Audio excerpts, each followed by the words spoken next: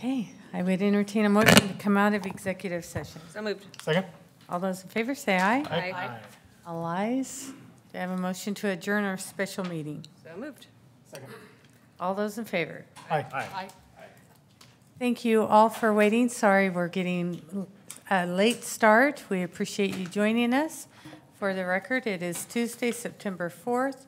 It's 17 minutes after 6. Mr. Clerk, will you start with roll call attendance? Thank you, Madam Mayor.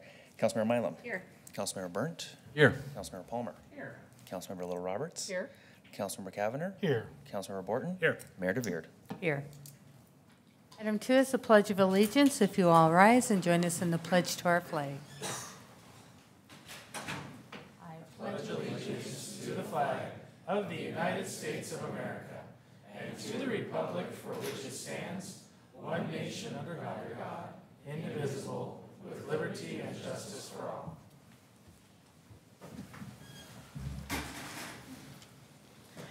Item 3 is our community invocation. Tonight will be led by Pastor Troy Drake with Calvary Chapel here in Meridian.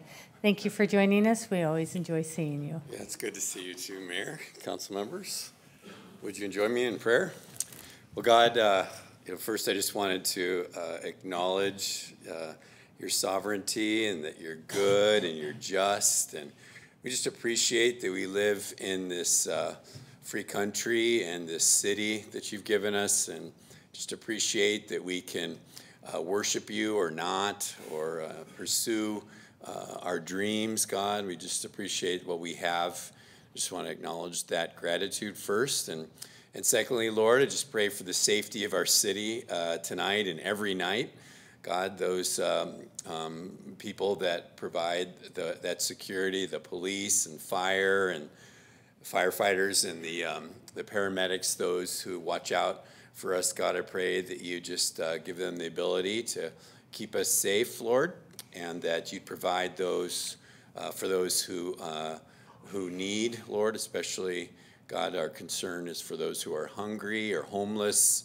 We pray, God, that they could find their way into a helping hand. And lastly, Lord, I just pray for our time here in this session, and that you'd bless everything that happens. I know that you care about big things and small things. And so we just pray for these people, these men and women who are our elected representatives, and ask, God, that you give them a lot of wisdom in the decisions they have to make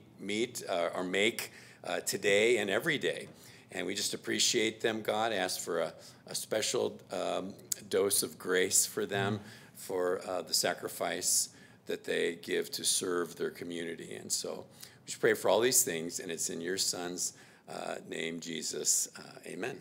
Amen. God bless you guys. Thank you. Here, Troy. Good seeing you. Item 4 is adoption of the agenda. Madam Mayor, Mr. Borton.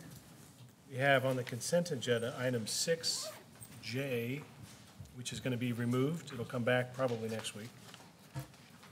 And then we are going to add an item 13, which is an executive session, just carrying additional discussion from earlier this morning, and that would be under subsection 74-206 1A and 1B. We'll see how the night goes if we have time to hopefully continue discussion. So with those amendments, I would move that we adopt the agenda. Second. Have a motion and a second to adopt the agenda as amended. All those in favor say aye. Aye. All ayes. Item 5, Mr. Clerk. Thank you, Madam Mayor. We do have a couple of signups this evening. The first is Rick Burke would like to address the Mayor and Council about the comprehensive plan.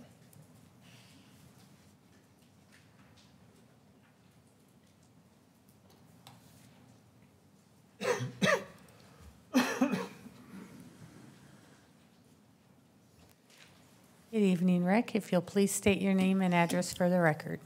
My name is Rick Burke, 6092 North Santa Rita Avenue here in Meridian, 83646.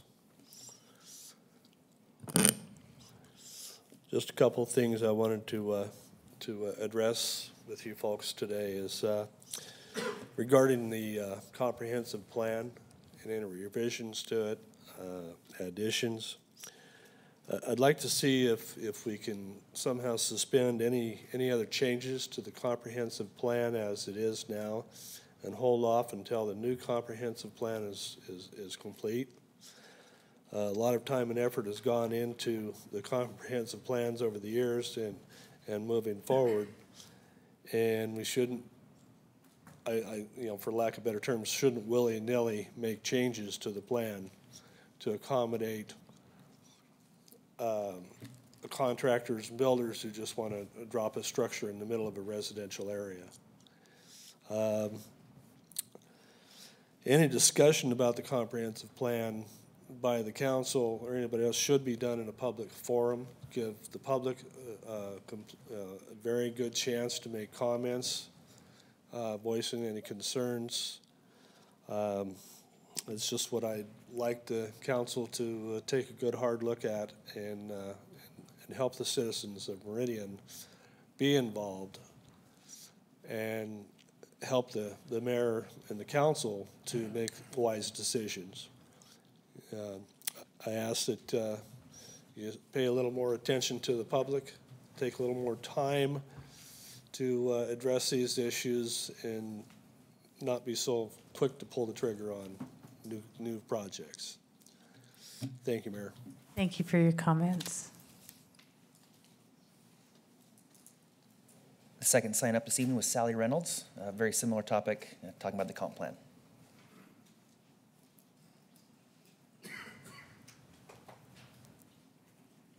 Good evening, Sally. If you'll please state your name and address for the record. Good evening, Madam Mayor and members of City Council. My name is Sally Reynolds, and I reside at 1166 West Bacall Street in Meridian, Idaho. So I'm here tonight representing the Southern Rim Coalition and several residents in North Meridian to request that the city consider suspending any substantial changes to the Meridian Comprehensive Plan until the new comprehensive plan takes effect. As this council has heard time and time again, Meridian residents depend on the comp plan for information when they buy a home or start a business. They want to be able to trust it. In January, the coalition launched a change.org petition entitled Limit Residential Density in Meridian, Idaho, and it called for the city council to suspend all residential zoning step-ups until the new comprehensive plan is completed. The coalition submitted 1,109 signatures, which included residents from all over Meridian. These signatures were gathered by word of mouth in a brief 2 to 3 week window. We did not walk door to door or undertake an active effort to gather signatures. Those 1,100 plus residents represent a very passionate response, especially when you consider that the current comp plan survey has just over 1,000 responses as well. The context of the petition was to ask our city leaders to tap the brakes on uncontrolled growth without a cohesive, inclusive vision. The city has made a significant investment to hire a consultant and launch an enormous effort to create a new comprehensive plan. We believe that this investment of public dollars and of staff and community participant hours and effort should be protected and respected to the highest degree. Substantial changes at this time to the city's comprehensive plan would, 1, diminish the public trust in the comprehensive plan process, 2, effectively discourage public support and input, which would 3, erode participation in the new comprehensive plan and thereby diminish its eventual quality, 4, question the purpose and viability of the revised comprehensive plan, including the current steering committee's work, and 5, create the impression that the city's new comprehensive plan is merely insincere and a PR exercise. Clearly, we believe approving any substantial changes to the city's zoning designations is inappropriate at this time. Should the staff or an applicant recommend an amendment to the comp plan for compelling reasons such as public safety or welfare or improved amenities, we would support the council's discretion for such approvals. In closing, Meridian's residents have every right to ask the city to honor the comprehensive plan process for a fresh, long-range vision for Meridian. The Meridian Southern Rim Coalition and its citywide supporters enthusiastically encourages residents to participate in this planning process. In the interim, we respectfully ask that the City of Meridian closely adhere to the guidelines and intent of its existing plan. Thank you. Thank you, Sally. Madam Mayor, Mr. I know Kavanaugh. we typically aren't supposed to provide comment after these. We're just an opportunity for us to take information in, but you can do whatever you want, Sally. Sorry, I didn't. This building belongs to you. You're your citizens. I guess I just would ask to encourage your coalition members to participate in that survey. You obviously have 1,100 people that feel strongly about our community, and that we'd love to see that translate into participation throughout this process. We agree, and we have representatives in Spurwing, in Bainbridge, in Paramount, and then the Southern Rim as well. And we have kind of banded together to try and get on. I mean, next door is the best way to get the word out. And I see, the post from the city as well, but stuff gets buried so fast on there. And so we try to put that on there again, and we try and get flyers out to our neighbors because, people have a lot going on, but we do try and make it visible, and we're encouraging them that this new plan will affect, what pops up around them. And so we want them to pay attention. So we're happy to do that. And if there's ways that you all would, suggestions that you have for us to contact our neighbors, we're happy to help in any way we can. That's awesome. Thank you so much. Sure. No other signups, Madam Mayor? Okay, thank you. Okay, item 6 is our consent agenda. Madam Mayor, Mr. Borton. item 6J, which was removed earlier, is gone. So with that removal, I would move that we approve the consent agenda as amended and for the mayor to sign and clerk to attest. Second? Have a motion and a second to approve the consent agenda as changed. Mr. Clerk, will you please call roll? Thank you, Madam Mayor. Councilmember Mylum? Aye. Councilmember Burnt? Aye. Councilmember Palmer? Aye. Councilmember Little Roberts? Aye. Councilmember Cavanagh? Aye. Councilmember Borton? Aye. All ayes, motion carried. Okay, there were no items moved from the consent agenda, so we'll go to item 8A, which is a presentation from a familiar face, Mr. Charlie Roundtree, for Citizens for Transportation. Welcome. Madam Mayor, thank you. Councilwoman, Councilman, I can't tell you what a pleasure it is to be on this side of the dais. If you'll start with your name and address, that would be awesome. That's before anything I have to say. Charlie Roundtree, 2696 North Greenbelt Place, Meridian, Idaho, 83646. Thank you. Folks, I'm here tonight to give you some information about a ballot measure that will be on the ballot this November. And the ballot measure is to increase the local portion of the registration fee for vehicles. I represent and am the co-chair of a committee, the Citizens for Better Transportation. And I can tell you I did not raise my hand to do this work, but I'm enthusiastic and passionate about the work. I was in the midst of finishing up review of the first 750 comments to the comprehensive plan. And with very few exceptions, transportation and infrastructure were comments, and comments not necessarily particularly complementary to what's going on in Ada County. The registration fee increase is a tool allowed by the legislature to the locals who have a county-wide highway district. Therefore, at this point, Ada County Highway District is the only district in the state and the only body that can do this other than recreation areas. It requires a 50% vote of the votes cast, and the measure would generate approximately $7.5 million.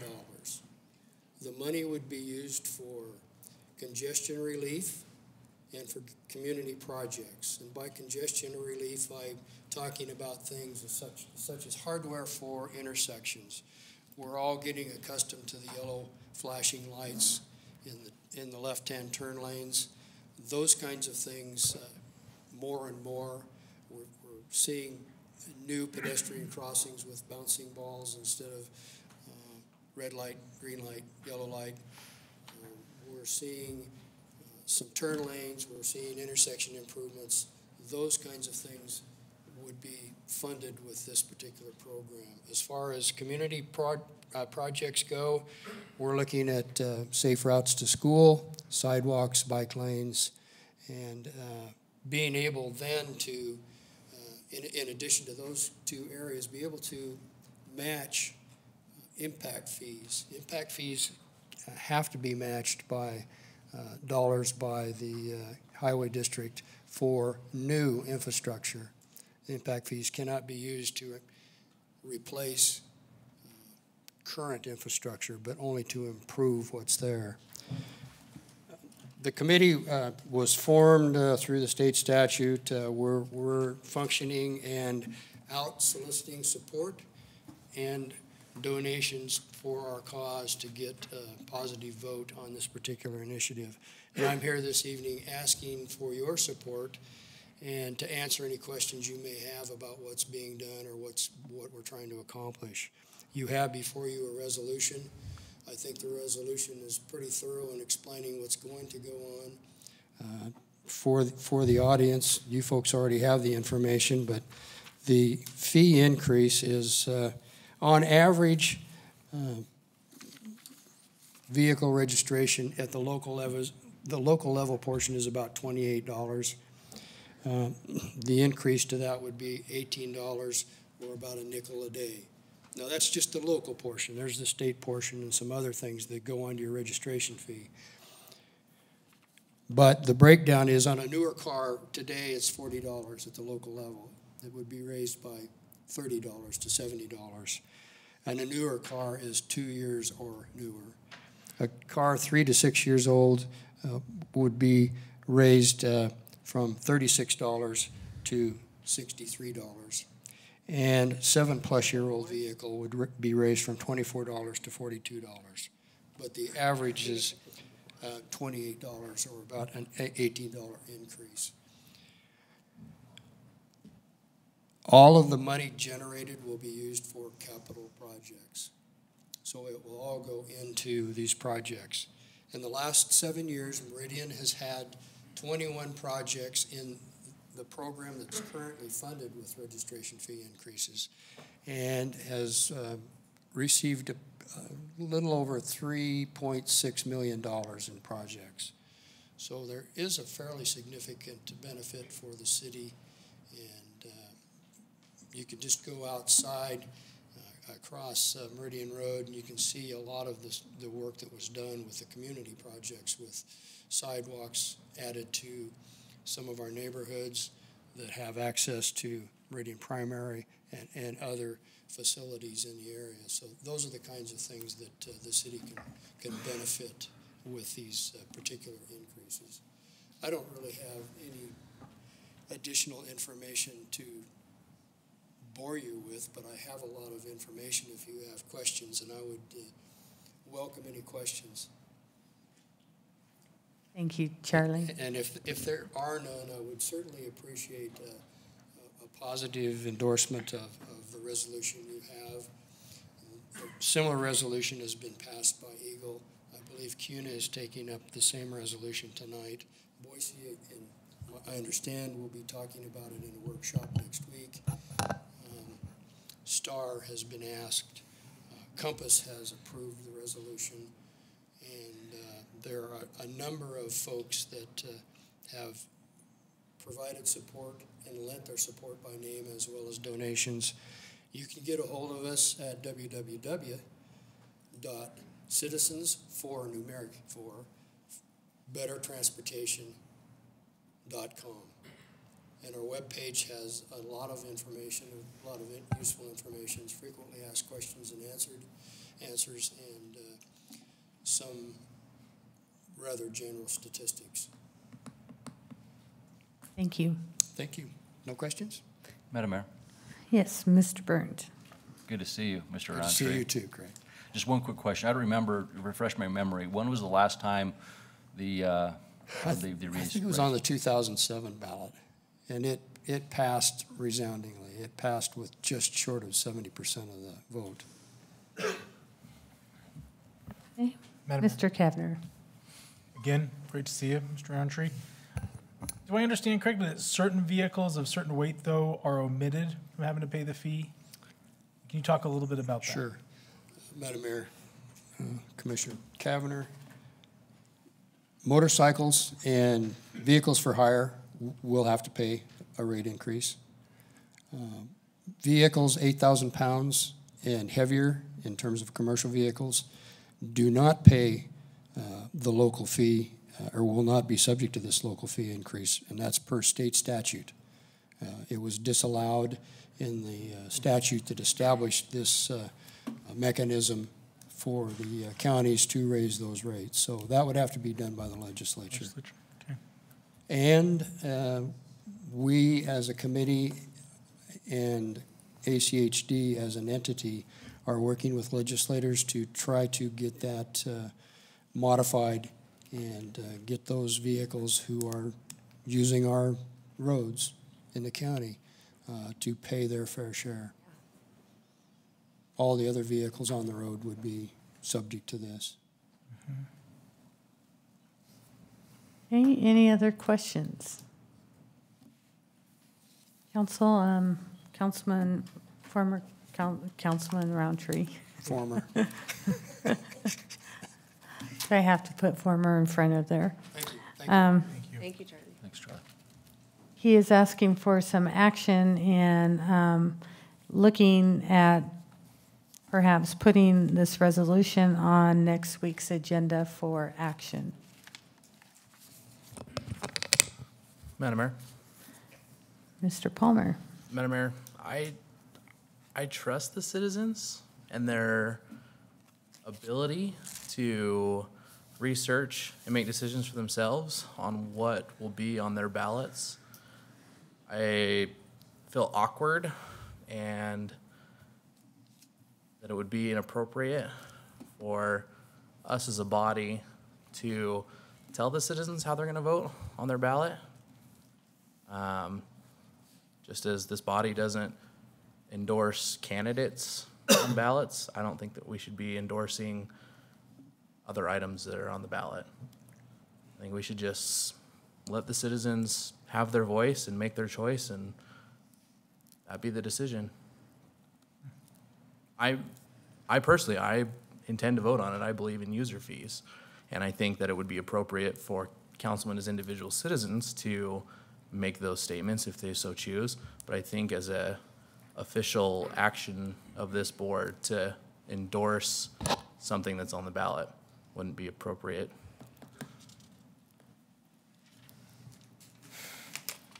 Madam Mayor. Mr. Borton. Appreciate that perspective. I think there's circumstances like this when it's commonly done, in this valley in particular, where our partner agencies can provide some valuable input because we do have so much overlap and the tasks of one impacts that of another. I'm supportive of the resolution. I think it's appropriate for us to send that message. I'm trying to not only give the voters an opportunity to provide much-needed funding, but it's also in an area that we don't directly control.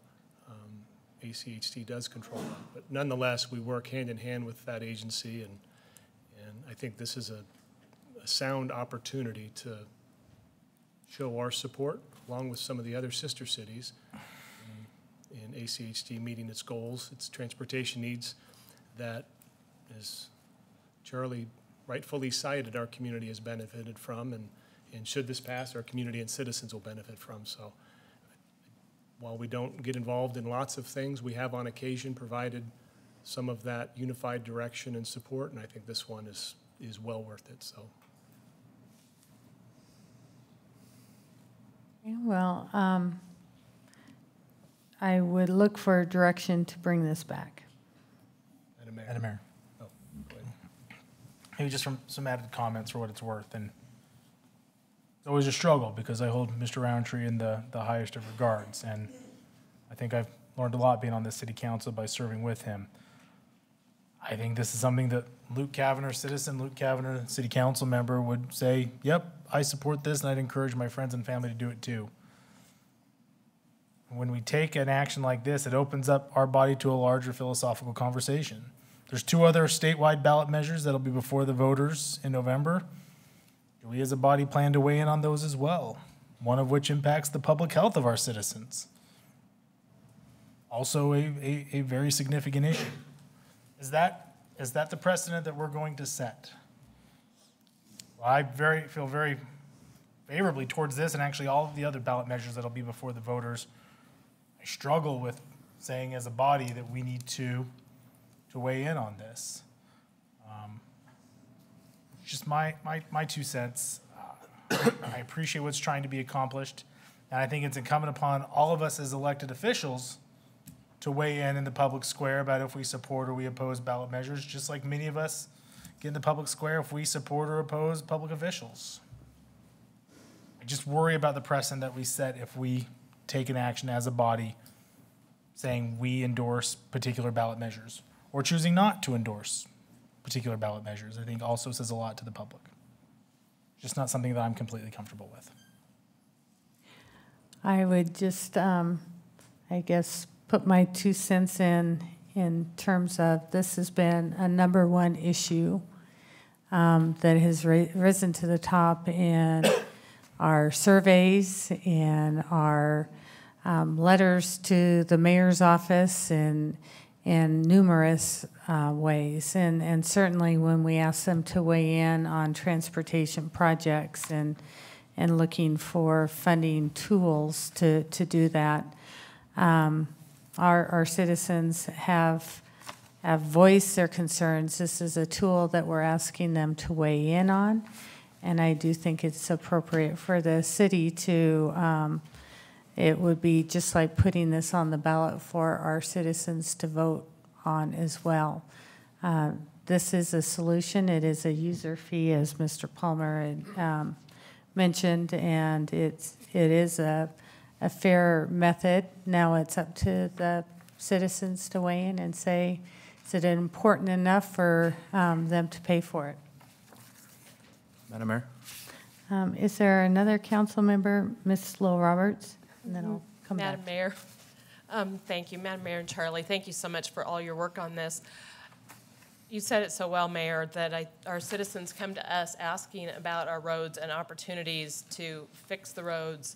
And I think this is a good opportunity not only for us to show our support in a way that we can address the road issue, but maybe some opportunity for your office, Mayor, to do some education as to why the council can't do roads most of the time when people are asking us to utilize this opportunity to not only support a way of getting some road repair and fixtures done, as well as some education as to how ACHD and the city all do interact together. Thank Madam you. Mayor. Ms. Milam. It's great to see you, Charlie. Thank you. Not to be redundant, I am supportive of this. I think that it's the only, it's not telling people how to vote necessarily, but it's saying we support this because this is asked of us on a regular basis from the citizens. And since we don't really have any other ways and means to change transportation, I think us taking a stand and saying, hey, this is something we support. If you want to improve the roads, here's a way to do it. And so. Madam Mayor, if I might interject here, I've heard some things and I don't disagree with what I heard. What I do want to thank you is I think individually you support it. And I understand the philosophical differences and concerns. My position, or I wouldn't be here, is that I don't think this is the city telling people how to vote. I think this is the citizens telling the city is aware of what you're telling us. And one of the ways out of this is to increase funding for transportation. Folks, we are $335 million short annually to do the unfunded projects in the two-county area of Ada and Canyon County. That's staggering. I have no way to tell you how that's going to be accomplished. But programs like this will make a dent in those things that can make some significant improvements for not a lot of money. The signalization work, the hardware that was installed between Locust Grove and Highway 16 on Chinden Boulevard improved the efficiency of the intersections 20%. You may not notice that driving through there, but that's pretty significant, paid for by this program. That's helping your citizens, our citizens, my friends and neighbors who are telling me, do something about this because you used to do this kind of stuff. And I say, all I can do is say, okay, I'll do this and see what happens. But you're hearing it in your surveys. Ada County Highway District's hearing it in their surveys. You are hearing it in the comments on your comprehensive plan. Significantly hearing it.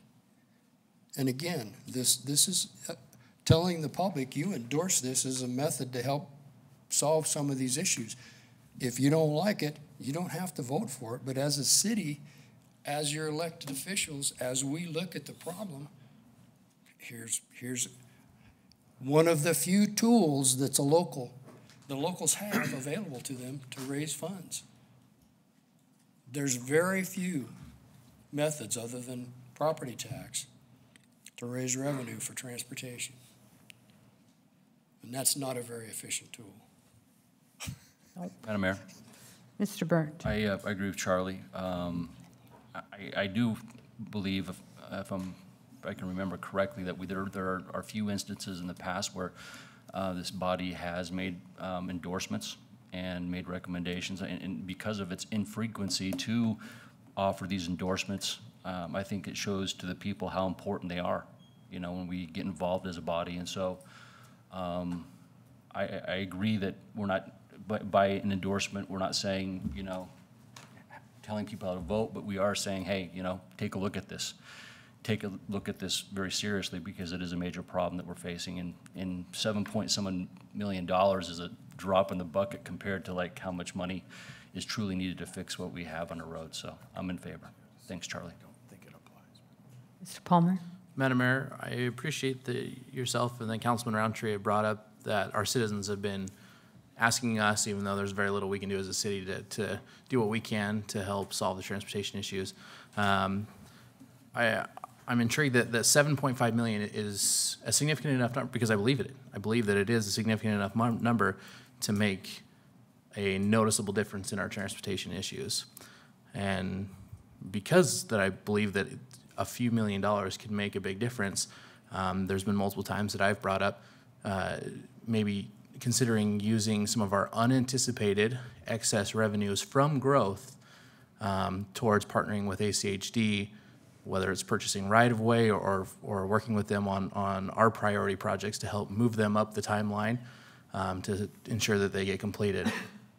You know, however, I'm usually shut down because I'm told, oh, that $2 million isn't going to make a big enough difference, or we're not interested in taking the time to discuss that. So I'm just really excited that $7.5 million is a big enough issue for us to go out of our way to have this conversation on this resolution, and would hope that sometime in the very near future we can have a discussion about the city using some of our unanticipated excess revenues from growth to partner with the ACHD to see what we can do about helping the situation further. Madam Mayor, Mr. Borton. I would be glad to take you up on that discussion with our CFO and the allocation of those types of revenues and our current consolidated financial plan and how they may or may not be allocated and designated already, along with our capital improvement plan. I think an in-depth review of what is and is not available is a worthy discussion. We'd be glad to go through it with you and see what, if anything, might be available. For the purposes of today, I'd move that we bring back a resolution in support as presented by Mr. Roundtree for next week for a vote. I understand the positions of council, but I think it should go back tomorrow for our vote, and I will certainly support it. Second. Okay, I have a number. Do you want a second too? No. I do just thought I'd give you that opportunity. I wanted to see that. So the motion is to bring this back next week for the resolution and a vote by council. All those in favor say aye. Maybe? Aye. Any opposed? Aye. Okay. Remember, I do have a question. Is there a way to either include on the resolution the votes results from the vote on the resolution, or to remove my name for the resolution? The clerk does put the votes on don't you? It'll be on the minutes, Madam Mayor. It will be in the They'll be minutes, but correct, they'll be in the minutes. but not on the resolution itself. Correct. the resolution is signed by me. Madam Mayor, correct, but my name's at the top of it, and it says that the mayor and city council of the city of Meridian endorses and recommends. I just don't want to be guilty in association. You are part of this group. I understand that. Sorry, it's kind of part of your oath to office. You're one of 6. Madam Mayor, well, that may be true, but I don't feel like whatever results from this board, I'm obligated to as a person. I feel like council may have approved it, but it does have my name on the top of it, and I won't be approving it. So if this goes out to anybody, they're gonna read this and see the board, the city council, the names all at the top, and then at the bottom, the mayor and city council endorse. When we bring this back next week, we will tackle that one. Fantastic, thank you. Okay? Thank you, Charlie. Thank you, Madam Mayor and Council. Thanks, Charlie. Appreciate your Good to see you. time. Wish you all well. Thanks, Charlie. Thank you, Charlie. Okay, item 8B is under Valley Ride, and see that we have, Water, please.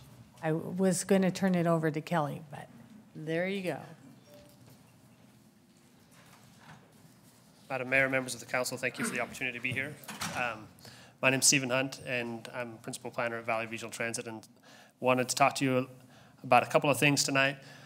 I'm not here to ask for any money tonight. We're just talking about changes to services that will be coming up. We expect in the first part of 2019, it says fall of 2018, but we'll be making these changes, we anticipate, in January of 2019. Want to make sure you're aware of that, as well as talk about changes that could come in 2020 and begin the conversation about how we can be better integrated with the City of Meridian Comprehensive Plan. There's been a lot of discussion tonight about how we can accommodate the growth that's coming to Meridian, and looking at both roadway and transit ways of addressing that demand. So to start off, I wanted to talk a little bit about what services are currently available in Meridian and the performance of those. So there are three routes plus Harvest Transit that serve Meridian. There's also the trips to the hospital that are not included on this, but there's Route 40, which is a fixed route between Nampa and Meridian, and gets off at 10 miles, serves a 10-mile park and ride, comes in at Meridian. The highest ridership stop on that route is actually just on the opposite side of Roaring Springs, Black Marlin and Overland. There are a lot of people who use that location as a park and ride and continue on into downtown. That's the highest ridership route in Meridian, carrying about 1,200 to 1,500 people a month. And in May, we offered free rides in May, and you can see that the ridership responded to that. We had our highest ridership of the last 4 months in May. Routes 41 and 42 provide more local connections. They serve the business park just to the south side of, the north side of the freeway between Meridian and Locust Grove. And that carries about 300 to 400 boardings in Meridian each month. Harvest Transit also is between 800 and 900 boardings a month, and as you know, that serves seniors and people with disability. So I wanted to put that performance in context of the contributions that Meridian provides. So last year, based on the local service contributions, Meridian paid about $172,000 to VRT for those services, and we estimate that is about 300 active riders, or people who use the bus once a month or more often, getting on or off in the city of Meridian, which comes to be about $570 per person per year. And that's supported about almost 19,000 trips to come to a total of about just under $9 a trip. Each of those riders providing an estimated fare of about 55 cents per trip. And when we compare that to other types of transportation, depending on how far you're going, if you're looking at doing that in your own private automobile, this is just the operating expenses. This isn't the capital cost of driving. It's about $3.30. If you're just going across town, so this would be from the north side of town out to south side of town, about 6 miles, or it'd be about a $6 trip if you're going maybe from here into Boise. So it's not actually that more expensive on transit than in our own private automobiles. If you look at taking Lyft or a taxi, it's significantly more expensive using those options. So we just wanted to show that we do feel that even at the levels of service that Meridian is funding right now, it is providing a benefit to the community and in a cost-effective way. Do you have a breakdown of the cost by route? We could get that. Okay. In fact, that's one of the things that we'll be looking at doing more in this coming year, is relooking at how we're allocating funds across the region and being able to break down those costs by route and by jurisdiction so that each jurisdiction can understand better the services that they are supporting. Let me make a quick note. So this is a map of those three services in Meridian. Again, I mentioned Route 40, which gets off a 10-mile and then gets back on the freeway. This is actually outdated. This is showing again on Eagle. It gets back on a Meridian Road. And then Route 41, you can see how it moves through the business park there between Meridian and Eagle.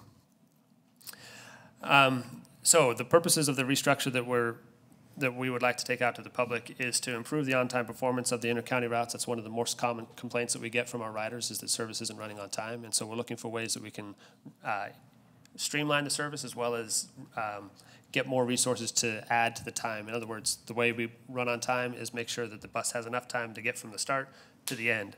And right now there isn't enough time in the schedule to do that, so we need to add time to the schedule, which means we need to look for more resources to keep that bus running on time. And the way we're proposing to do that is in downtown Boise on the 40, turning what is two-way service into a one-way loop. So we would come in on Idaho, go out to Broadway, come back BSU, and then head back out. Today we do half of that hook and then turn around and come back, and that adds extra time into the schedule. And so we're proposing to continue to serve all the places we do downtown right now, but do so in a one-way fashion, which allows us to save some time, and we're able to take that time and put it back in the schedule.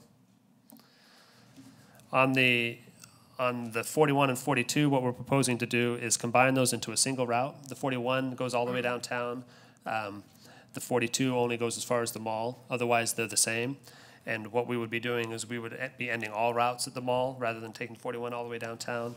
And we would also be streamlining the 41 and 42 through Meridian. This actually shortens the 42 by about 5 miles round trip, which allows us again to stay more on time. It's less turning. It's a much more streamlined service. It does come with a reduction in service, so that's what the red box is. That area would no longer be served by fixed route transit. And those dots are the areas where we do have riders that we would expect would either have to move to the the south side of the freeway, or use other connecting services to use fixed route transit in Meridian. But it also provides an opportunity to pick up some new areas. The apartments that are that have been constructed and are expanding there at 10 Mile in Franklin would now be served by fixed route transit. It also would go by the 10 Mile Crossroads, which is, I know, not fully developed, but is under development, as well as the new development that's going in on Overland between 10 Mile and Linder. It would go by the high ridership stop at Black Marlin and Overland, as well as continue to serve the other highest ridership stop in Meridian, which is there at Silverstone on Overland and Eagle. So we do know that this will have an impact on riders. That's one of the reasons we wanted to make sure to get it in front of you, so that you would know that there may be some people who will feel this in a negative way, but we believe that by shifting the route to be, again, straighter, faster, and go by areas such as the apartments that are there on Overland between Locust Grove and Eagle, we'll be able to actually pick up more riders than we do today on services in Meridian. And so that's what we are hoping to accomplish.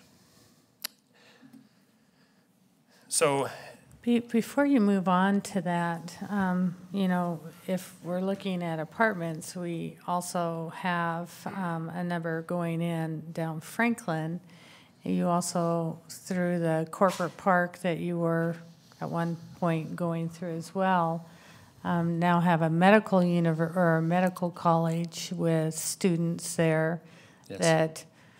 that might be using it as well. And maybe even the employers in that area. Have you talked to anyone about this change? So where we are in the process, this is what I was going to mention, I'll mention it again at the end, is we would like to release this this final proposal to the public by the 12th of September and solicit feedback from the public on these concepts. So we'll have another opportunity to hear what people have to say about these particular changes. We didn't want to get ahead of you all in terms of what we're proposing to the public about services that are in your community. And as it relates to those specific concerns, we would still be serving Overland and going by Overland and Locust Grove, where we'd expect to have a stop where they could make a relatively short walk across the freeway over that improved bridge there to the medical center there. But basically, Madam Mayor, what it comes down to is we do believe that we'll be able to get higher ridership out of being on the south side of the freeway, serving Overland more directly than the way we are turning through the corporate park today. Plus, I would say we can't expect to serve all of Meridian's needs with a single route, and that's what we get at when we look towards the future in terms of where we are with 2020 and Valley Connect. Is we anticipate increasing the amount of service to Meridian, serving both the north and the south side of the freeway, but doing so with more than one route, and that's basically where we're at right now. We believe that we can serve the people that we can serve more efficiently if we pick a side, and then grow from there.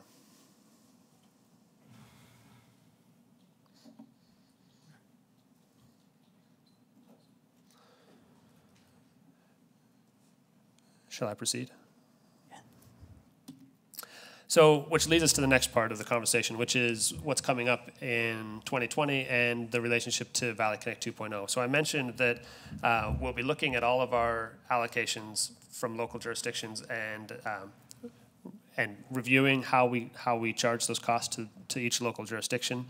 And we also, at the same time, will be reviewing our fare structure, looking to increase our internally or our directly generated revenues in 2020, well, this year for the 2020 budget. We also would like to continue to work with Meridian staff and the other jurisdictions that we serve to draft additional service enhancements where we might be able to serve more parts of each community and have that conversation in enough time that it can be considered for 2020 budget. So the foundation of those concepts would be Valley Connect 2.0, which includes two different scenarios. There's an intermediate and a growth scenario in that. The growth scenario is actually what would bring us up to speed with where we should be by 2025, according to the regional transportation and land use plan Compass has. So the previous conversation was all about how are we accommodating growth and development. And the reality is we're not behind only in the highway side, we're also behind in the amount of transit service that we're providing to our communities. And so what Valley Connect 2.0, what the growth scenario would do would bring us up to speed with where we have been planning as a region to be for transit, but haven't been able to make progress on. We'd have 15-minute service all day on several of the major connections through Meridian on Fairview, Overland, Pine and Emerald. It would be improving local connections on both sides, both to the south and to the north. Connecting with Eagle, connecting better with CWI and Nampa on local connections out on Franklin. The intermediate scenario is a step halfway there, so it's one of the kind of growth concepts that we want to, if we can't take the whole growth network at first, how would we break that up into a smaller bite-sized piece? And that's what the intermediate scenario is intended to do. It gives us a look at where we would grow next. And so that does bring Saturday service out to Meridian. It would also connect extend service on Fairview and Overland and make improved connections along the interstate and out Chinden Road and between Meridian and Nampa and Boise. When we prepared Valley Connect 2.0, we had over 1,200 comments from the public, and 11% of those were from the city, were from residents with Meridian zip codes, 90 plus comments. But what was interesting is that more than 450 comments referenced Meridian as a destination, a place that the people were wanting to get to. So many more people were trying to get to Meridian who filled out the survey. In other words, people from Boise, people from Nampa, people from other places who identified Meridian as a destination than even Meridian residents who commented on the plan. And so it just highlights the fact that when we talk about transportation and transit, it's more than just the communities we serve, but how people in our communities get to other places. And I mean, I feel like I'm going over a lot of the things that were talked about earlier, that transportation is a major concern for the residents of Meridian. When we call out transit specifically, for the second year in a row, BSU did a public survey for the residents of the Treasure Valley, and in Ada County, 76% of the people responded that we need more transit services, that the Treasure Valley could use more transit service options.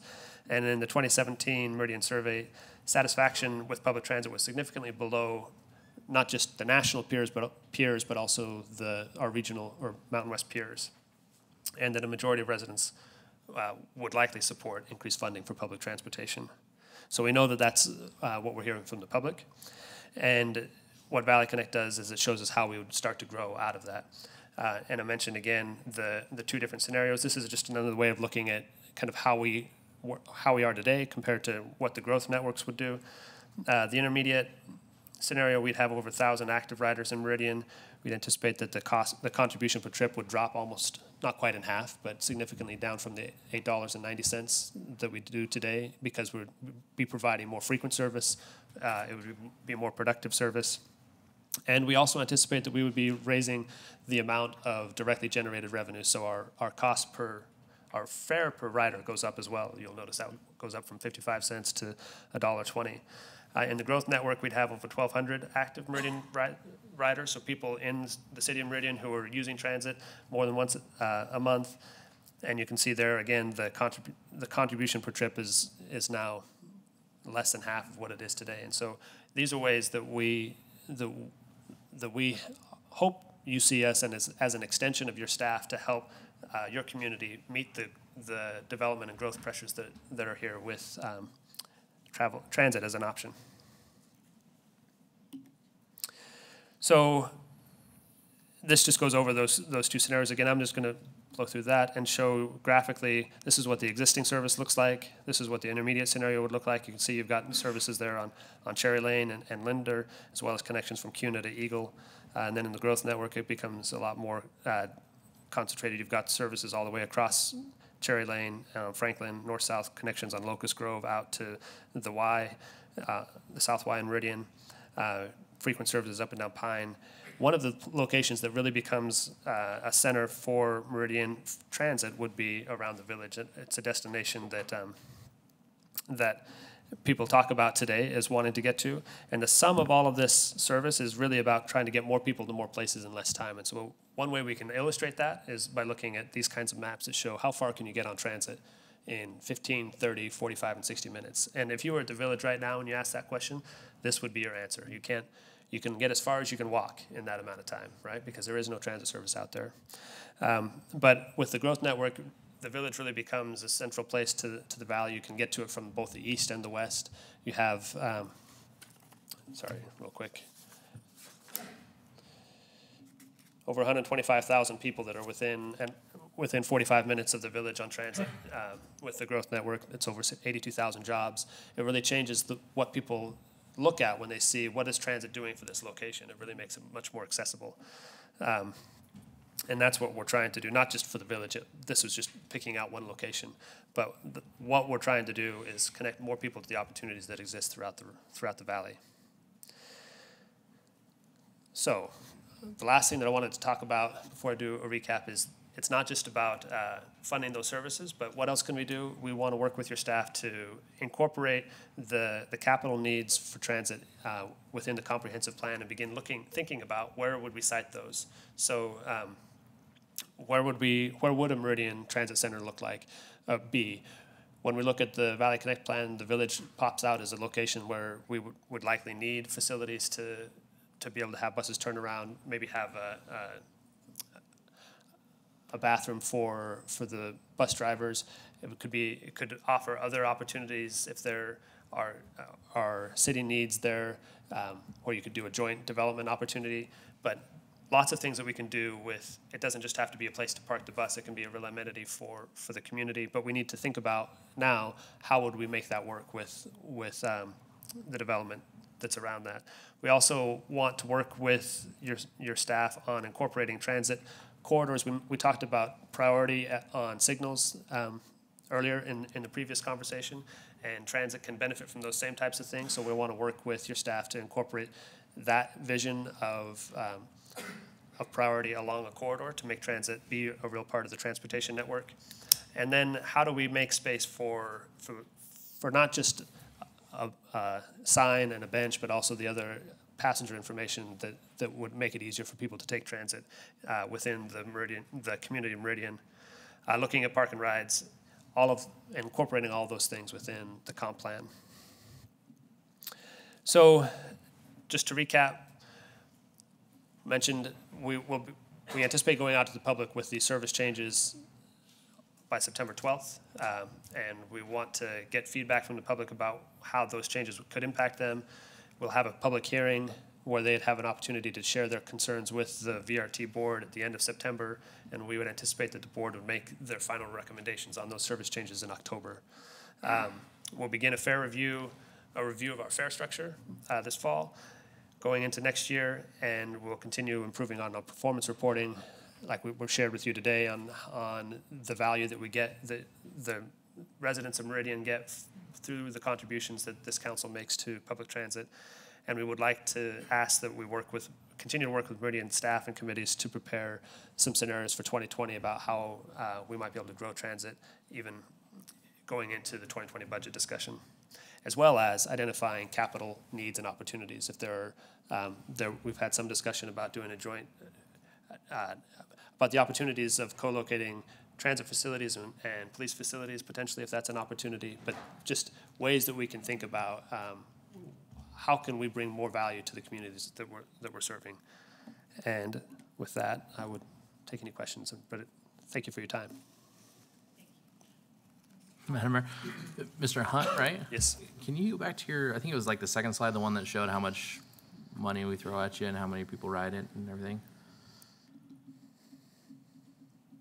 This one? Yes. So I don't pay that much attention to the buses as they're driving through town.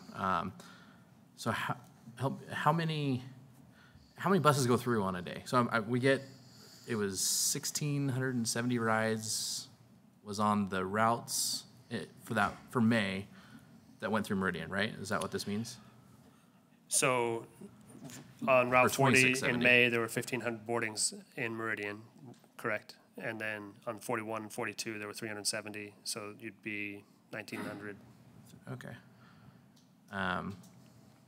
So does that just go one? How does that work? How do the routes work? So if I should have this more memorized than I do, but there are, I believe, 6 or 7 trips on the 40 in the morning. So round trip, there's 12 to 18 trips on the 40. Don't quote me on these things. We can get them for you. And then there's about the same on the 41 and 42 throughout the whole day. So about 24 times a bus stops in Meridian in a day? 24 at least 24. I would want to confirm that, but yeah, that's probably a rough ballpark. I'm sorry, can I just ask you? And that would be trips through. There are multiple stops in Meridian, right? So if you wanted to talk about every time a bus stopped in Meridian, you'd have those times the number of stops in Meridian. Madam Mayor, if I may, are the buses all the same size? How many seats are on a bus? They're not all the same size. We have, and the length of the bus matters, the type of the bus matters, but they range from, I believe, about 30 seats to about 45 seats. Okay. Madam Mayor, so we're looking at, well, we won't worry about the seats, but at least 24 trips through Meridian, and that includes stops in Meridian, and we're looking at the peak when it was free, 62 people a day. So that, while, you know, we look at, okay, it's a couple bucks cheaper than Lyft or Uber, but a couple bucks more than if you took your own car. My concern is the cost of sending these buses through town and paying for them to stop, and there's nobody getting on them. You know, we can say there's 1,900 in a month, but that's 62 people a day, despite the fact that there are hundreds, if not thousands, of seats, you know, driving through and stopping in Meridian. And you're planning on asking here in a couple of years for $3 million, more than we're paying now, hoping just throwing more buses and throwing more seats and throwing more money at it will increase the percentage of butts in seats enough to lower the per trip cost. I just can't wrap my head around how this makes any sense to do. If you're tweaking routes constantly just to try to find an extra 3 people to get on the bus, public transit is just not a successful thing in this valley, and I don't know that throwing tens of times more money at it is going to make it successful. Madam Mayor, Councilmember Palmer, the questions that we get in terms of why don't we have service that runs to the airport? Why don't we have service on the weekend? Why don't we have service that runs later at night? Why don't we have service that runs more often? All of those have the same answer, and that is because we don't have enough money to operate the bus that often. The fact that transit in the Treasure Valley, it performs at the levels that it does is more related to the amount that we invest in it than the people's attitudes or willingness to take transit. If you look at comparable cities, so if we look at, say, Reno, not Meridian, but kind of to the broader area, they outperform us in terms of ridership. They outperform us in terms of productivity, and the biggest reason for that is because they have service that's much more attractive to them. When we add seats, we're not adding seats to a service because we need more seats to accommodate the people. We're adding those trips so that they can travel more often. It's the same thing, that question, that map of freedom that I was showing you earlier is directly related to how often those buses come, because if you have to wait for 30 minutes for your bus, then you've spent half of your time, half of your 30-minute commute just waiting for the bus. And the attractiveness of transit's directly related to how easy it is and how frequently how easy it is to get on the bus and how frequently that bus takes you to the locations that you want to get to. So I just would disagree that transit can't work in the Treasure Valley. It certainly can. The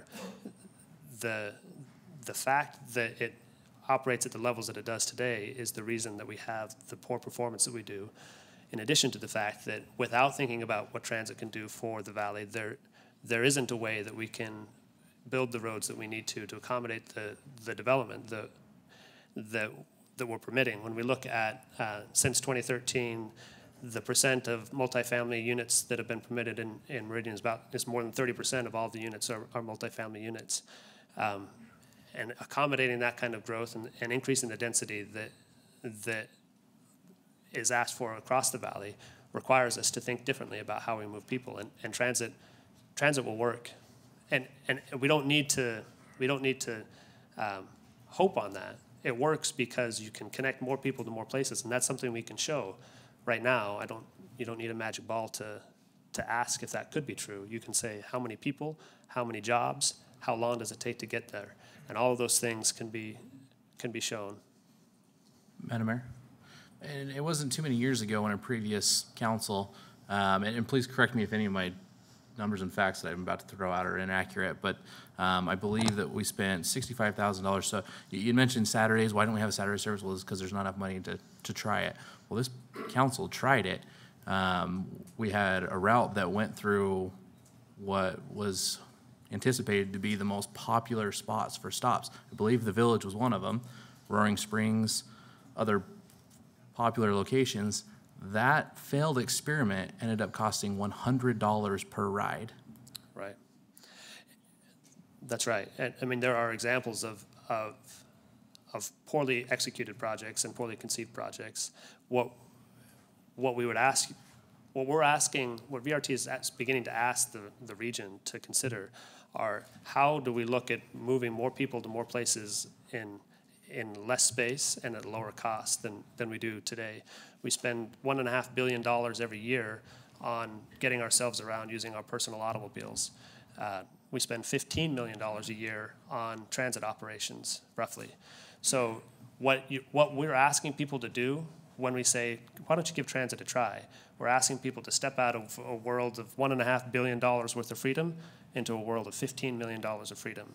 So the question as to why people don't ride transit is pretty clear, because there isn't enough transit for people to use. And the example of the fun bus that was done here in Meridian, the challenges with that is that it was a Saturday only service. So it was service that you had to remember, okay, Saturday I have the opportunity to do this. No other day of the week do I have the opportunity to do this. It comes once an hour and it goes within a circle within Meridian, which isn't the way most people travel, and it's not the way most people think about how they're going to make their trips. What you want to be able to do is have a reliable trip that runs frequently, that runs consistently throughout the week, and makes connections not just within a jurisdiction, but across the jurisdictions.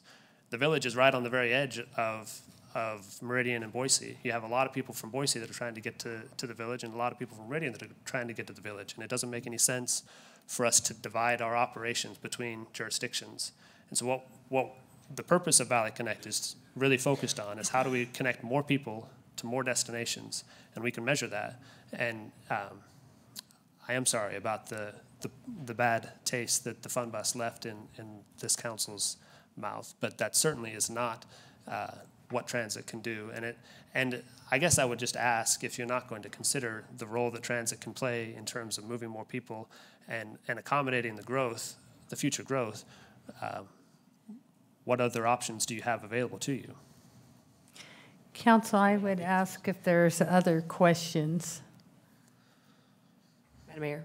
Ms. Milo. Thank you, Stephen, for this well-done report. And I know there are a lot of other communities, similar size, with much more robust transportation, public transportation options that are much more heavily used than ours. I mean, honestly, the growth scenario is the only thing that's going to, I think, really fill the buses up and improve the ridership to the amount that we would like to see it at. Unfortunately, we need to work with our state legislators on some other funding options, because we don't have enough we don't want to increase our property taxes to cover it. However, I am supportive of you working with our staff to at least have these discussions about what it looks like, coming up for 2020. But to everybody out there, hit up your legislators. We need some funding options for transportation, and unfortunately, we just don't have them. Thank you. Mr. Kaffner? Madam Mayor, thanks. Just a comment. I can appreciate the challenges that this council faces when it comes to the question of public transit, specifically how to fund it. I think that, for me, the question is not if, but when. I believe that we need public transit, not just for riders of need, but to build a robust system for riders of choice. I would love to be one of them, but it takes me 90 minutes to ride the bus from my home to the office. Not very appropriate for me to get to and from work. And I know that there are many people who live not just in Meridian, but across the valley, that find themselves in a similar situation. We can continue to swing back and forth. Should we not? Do we want to put our pinky toe in? Okay, now maybe a knuckle. I mean, we've got to just decide if we want to get behind public transit or not. I think we should. I also believe that this kind of the interim model should be part of our budgetary conversations as we develop the 2019 budget, I guess fiscal year 2020 budget. And it should not be after we've put together a budget considering what we can fund for public transit. We're a municipality of over 100,000. When you reach that 100,000 threshold, you've got to start making tough decisions about the community, and I think public transit's one of them. We don't have a lot of resources like other states have to rely on state funding, public option, the local option, excuse me, to fund this, so it's incumbent upon us. City to the east has decided to fund public transit a significant amount, and we've benefited from that. I think that it's just high time that Meridian starts paying our fair share. Any other comments? Okay, Thank you very much. thank you. Madam Mayor, one more question. Just what have you tried? What happens if you increase the whatever you call it, the price to ride on the bus to what it costs to run and expand it?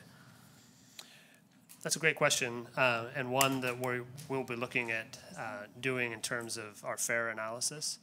It's one that you'd want to be careful about how you implement it. You'll hear a lot of folks that talk about how the fare recovery, so that's how much people pay to ride the bus compared to how much it costs to operate the bus. There isn't a transit agency in the country that covers 100% of their costs via their fares. But what you can talk about doing is making sure that everybody that rides pays for the portion of the trip that they consumed. So it's certainly possible for us to, so that you paid for your seat, right? You're not, because the challenge is if you have something that only has 10 people on it, the cost for those 10 people goes up a whole lot more than if you have 45 people on it, right? And what you can set your fares to, and one thing that we'll be looking at doing is making sure that everybody that does ride pays for what they consume, which is their portion of the service, the seat that they're riding into, the space on the vehicle that they're riding on. And that's a fair way to look at fares and making sure that the riders are paying their share. Thanks. But where's the incentive when you get a flat amount from the city regardless of ridership? You know, that's the concern. And from the riders I've talked to, there's no incentive because it takes just as long to get to their destination, if not longer, because they drive their own car, it's door to door. If they take transit, they first have to go to a park and ride, and then they have to go to the route, sit in the same traffic that their car's going to sit in, and then get off at a bus stop. Then they'll have to get from there to their work. The incentive is lost, and from both the rider and to fill the bus. The city will pay X amount regardless of how full that bus is. And it just, when there's more on how can you get the incentive of the riders having some form of getting there faster than anyone else, it's not going to work. So there are a couple of incentives that you talked about. How do you get people, and I think the question is how do you get people to ride transit? And then the other point that you were making is how do we make sure that there's incentive on VRT's part to ensure that we recover a reasonable amount in directly generated revenues as opposed to just relying on the largesse of the cities that we serve, something to that effect. Yeah, because where is the value? We're going to have to add a new service that competes with the dollars that we fund police and fire and parks and every other service we're currently doing today.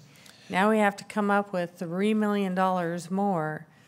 I don't know where that's going to come from, but it just needs to add value to our community. Right now, we don't even do roads to justify that this would be under our wheelhouse. So I guess, you know, sitting in a county, in a city and a county that doesn't provide transportation, this is a big change. Madam Mayor, sorry, Stephen. If he can first. Madam Mayor, if I may, one of the things that I really have enjoyed actually about my last year plus being here has been the opportunity to share with all of the communities the importance of transit and what it is going to take to get there. And one thing that I think is really important for us to realize is that you're right, you're not going to fund this out of kind of the couch cushion money. You're not going to just accidentally find the amount of money that is necessary to fund transportation. And that's been kind of fun, I think, for me to highlight, because transit, but it's not because transit is inefficient or is wildly out of proportion with the value that it brings. There's a couple of points to bring on that. In Ada and Canyon County, we spend about $39 million a year on student transportation alone. So for the 9 months of the year that school's in session, all the public and charter schools, we spend about $39 million to move just that section of population to and from school every day. We spend, again, $15 million on the public transportation system, which is intended to serve everybody, not just students, for all different types of trips, not just to get to school. And then when we consider how much people spend on their own personal transportation, that was that $1.5 billion a year that we spend on getting ourselves around. The place that $3 million comes from isn't from what you're going to spend on police and fire, but it's a way to offset what the public is already spending on their own private transportation. So the incentive, believe it or not, for an individual to take transit are economic ones when transit is convenient enough for them to take. And the when transit's convenient enough to take is largely driven off of how often that bus runs, which is exactly related to your operating budget. So until we can have a transit system that runs frequently and is broad enough to get to the places that people are traveling to, there's no amount of incentive that you can provide an individual to take an extra 2 hours out of their day to do something just because we say it's the good thing to do. That's not what we're talking about doing. What we're talking about doing is becoming a much more important part of the transportation system. So becoming relevant to everybody's travel, which means it's super hard to be relevant to, so if we can frame it this way, the entire travel budget is $1.5 billion a year, right? That's what we're spending on getting ourselves around. And for transit to become relevant, we got to grow from 15 million to something a bit more, not because we want to spend money, but because it takes money to provide that kind of transportation and access. So once that is there, and we have examples, whether you talk about Spokane or Reno or Tucson or Salt Lake or, I mean, there are many examples where transit is becoming a much larger part of the transportation network. And I appreciate the comment earlier that this will take some discussion as a region to figure out how we fund this. It's not going to come from us just begging from different city jurisdictions to find it in your general fund to make it happen. And so that won't work, yeah. And I think Ms. Milam had a good point there. Ms. Milam. Madam Mayor, you were asking about benefits, and I guess one way to look at it is some benefits are not having to drive and get road rage, and you can do your work and text, which you're not allowed to do when you're driving. So there are some benefits to riding in public transportation. And they're not asking for $3 million right now from us. They're just asking to increase our budget by a few $100,000 and at least work with staff to see what we can do and where we can create new routes and efficiencies. The $3 million obviously isn't going to come from the city. It's going to have to come from multiple areas, which could be some some private partnerships with maybe businesses and people who want to help get their employees to work, and maybe some schools. So, I mean, that's a much larger picture that something that they're going to need to work on that funding aspect of it. But right now we're looking at the small picture. I just like to jump to the big picture because I really think that that's when it becomes truly successful because of the options. Well, thank you for joining us tonight. Thank you again. Madam Mayor? No answers today. Yes, Caleb. Well, you just said that, so I got to rethink what I was going to say. No, unless I hear otherwise from you, I mean, I didn't hear any direction, but staff will continue to work with VRT staff and evaluate if an enhancement for FY 2020 makes sense, and at least start that dialogue, further that dialogue after tonight, and really vet that through the Transportation Commission. That's how I envision this happening for both the comprehensive plan and any future enhancements. So are we okay with at least that level of effort at this point, talking with VRT, with the Transportation Commission, and potentially bringing something forward in the coming years? Yes. Okay, thank you.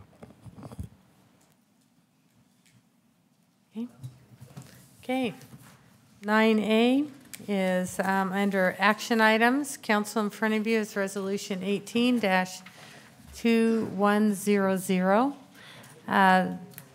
This resolution is filling seat 1 that has been vacated by Hannah Sturtevant and with Dom. And we just made sure that this seat stayed with someone with a really difficult last name. So, Gelsomino.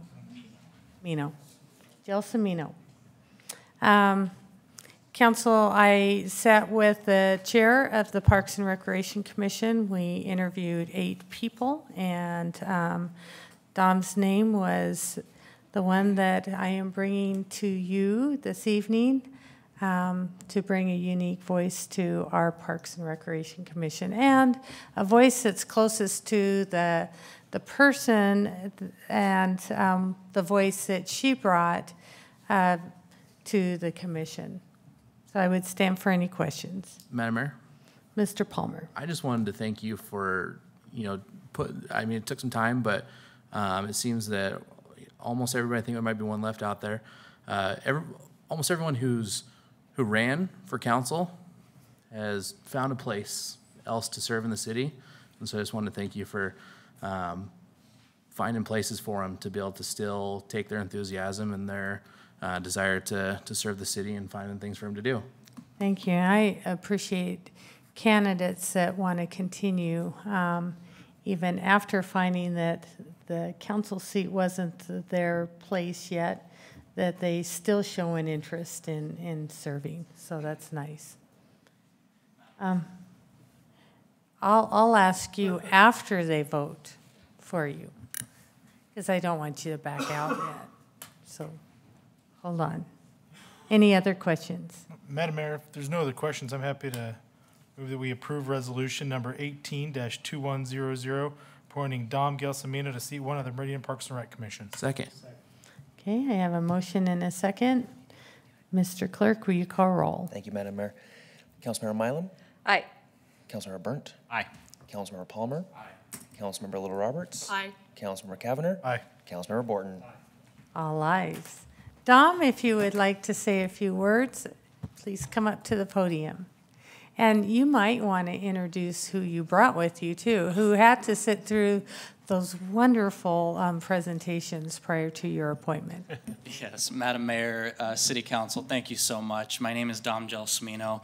I am quite a long-time resident of Meridian, not as long as many of you on the council, but I'm a proud Idahoan of the last 10 years. I will not mention where I moved from for fear of being driven out. But Madam Mayor, City Council, thank you so much for this honor. I do have with me my father, my grandfather, my grandmother.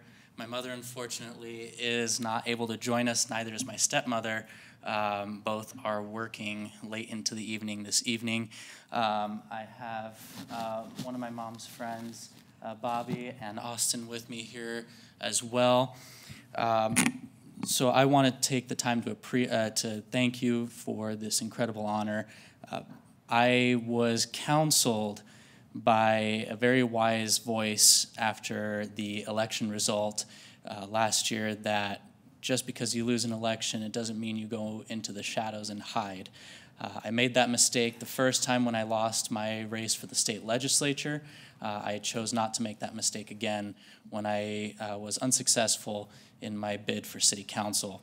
And since then, I've been blessed with being able to work with the kids on MIAC, the students on MIAC. I don't think they're really kids anymore. The students on MIAC, they have been the biggest dream come true since being politically active over the last decade or so of my life.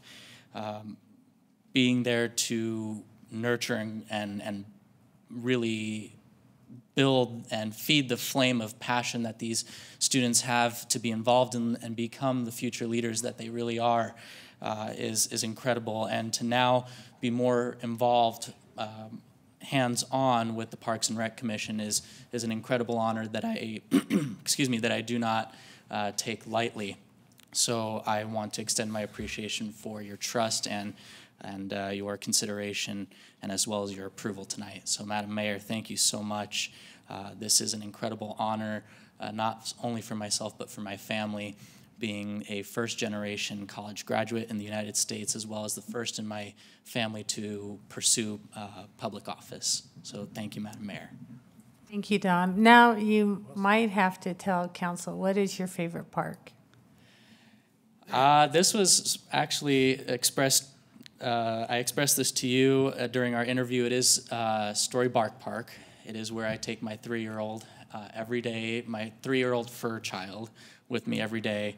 I also expressed, because of my, unsurety of who was the chicken and which one was the egg as far as the Speedway versus the Bark Park, my dog Zeus suffers from epilepsy, and every seizure he's had over the last 2 years has changed some of the wiring in his brain, and things he used to not be frightened or nervous about do make him nervous. And I've noticed that when I do take him to the park, not just in him but in other dogs, is the loud noises from the Speedway, causing a little bit of fright amongst the dogs. And not only that, but when the Speedway is packed, the parking lot for the dog park is no longer in use, so dog owners can't take their dogs to the park.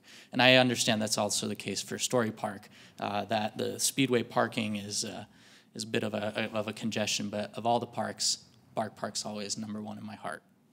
And he brought a unique answer to that. So we were excited that someone chose the Bark Park as that first one. And I was glad you asked me that question and not Councilman Byrd on what came first, because of course the Speedway has come before all of us. Absolutely. Madam Mayor, I also would like to add, even though it is not in my jurisdiction as Parks and Rec Commissioner, but I would like to applaud the Art Week this week. I think that is an incredible tool for the people to show their uniqueness and show the culture and uniqueness of the city of Meridian. I was thankful and privileged enough today to donate and gift my work that I made over the weekend to the Meridian Library, where it will be on display. Awesome. So you're going to donate your owl too? No, that owl has been gifted already. Okay. So, anything further from council? I'd like to Madam Mayor. Mr. Burnt. Hey, Dom, I'm the Parks liaison, and so on behalf of the Parks Department and all they do,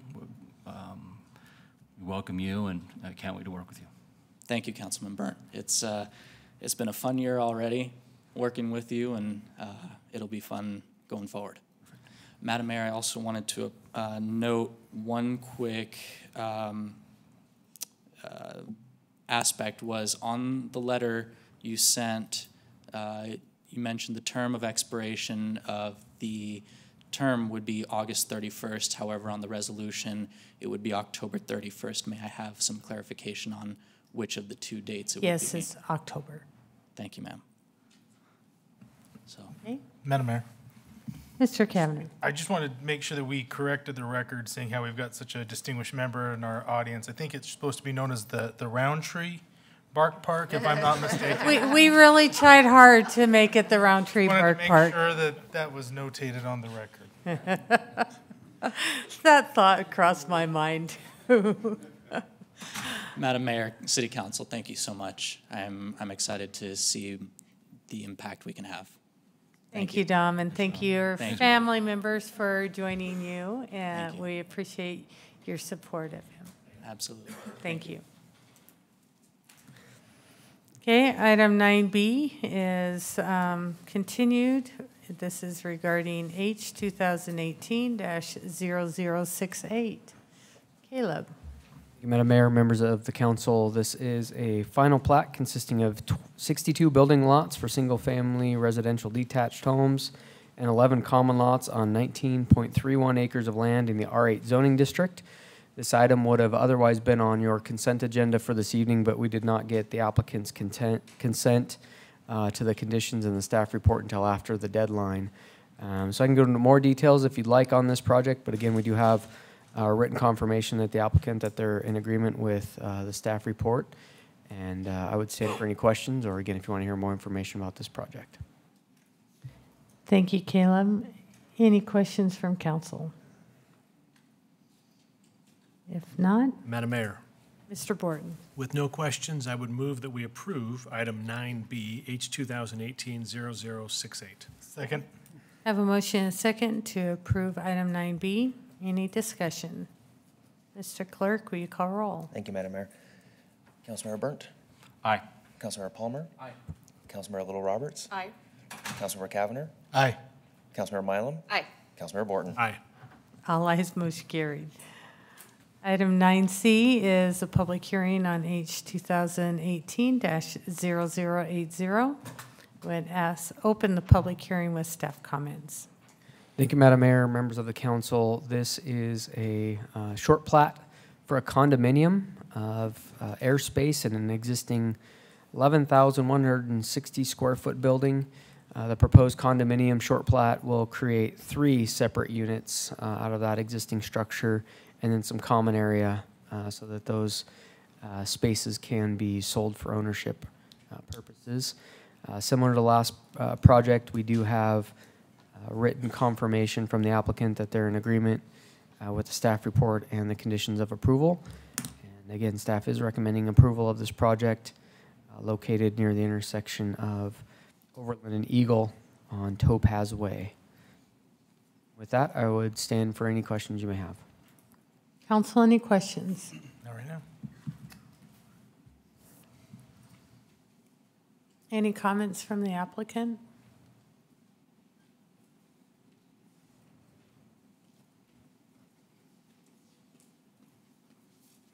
Good evening. If you'll please state your name and address for the record. Peggy Bresky, Horrocks Engineers, 2775 Navigator Drive. The only comment that we have is that we're in support of the staff report and appreciate the time that the city took to put in. We are here to answer any questions that the council or Madam Mayor may have. Thank you for joining us. Any questions from council? Madam Mayor, Mr. Palmer. are you guys in the Paylocity building now? We are. So that was Navigator Drive. I think this is the first time we've had an applicant before us giving us an address off 10 Mile, so it just that to me is exciting. So It's happening. that was all I really had. We love our new location. That was a stumper of a question, for sure. Any other questions from council? Thank you so much. Thank you. This is a public hearing. Is there anyone who wishes to provide testimony on this item? Council, if there's nothing further, I'd entertain a motion to close the public hearing. Madam Mayor, Mr. Burnt. I move that we close the public hearing for H-2018-0080. Second. I have a motion and a second to close the public hearing. All those in favor say aye. Aye. All ayes.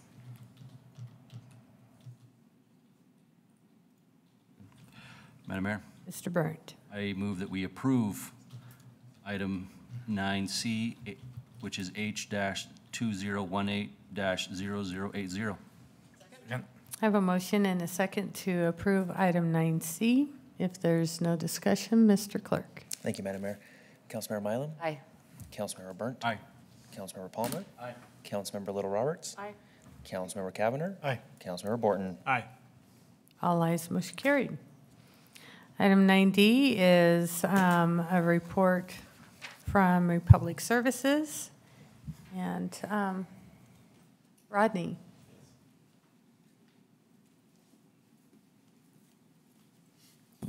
Thank you for joining us. Thank you, Madam Mayor and Councilman. Also joining me tonight is, Rodney Remling, Republic Services Controller. And that's it. Don Tibbetts, General Manager, Republic Services. Thank you for joining us. Thank you. So thank you for taking the time to hear from us tonight. We are presenting our annual increase in our rates for trash and recycling services.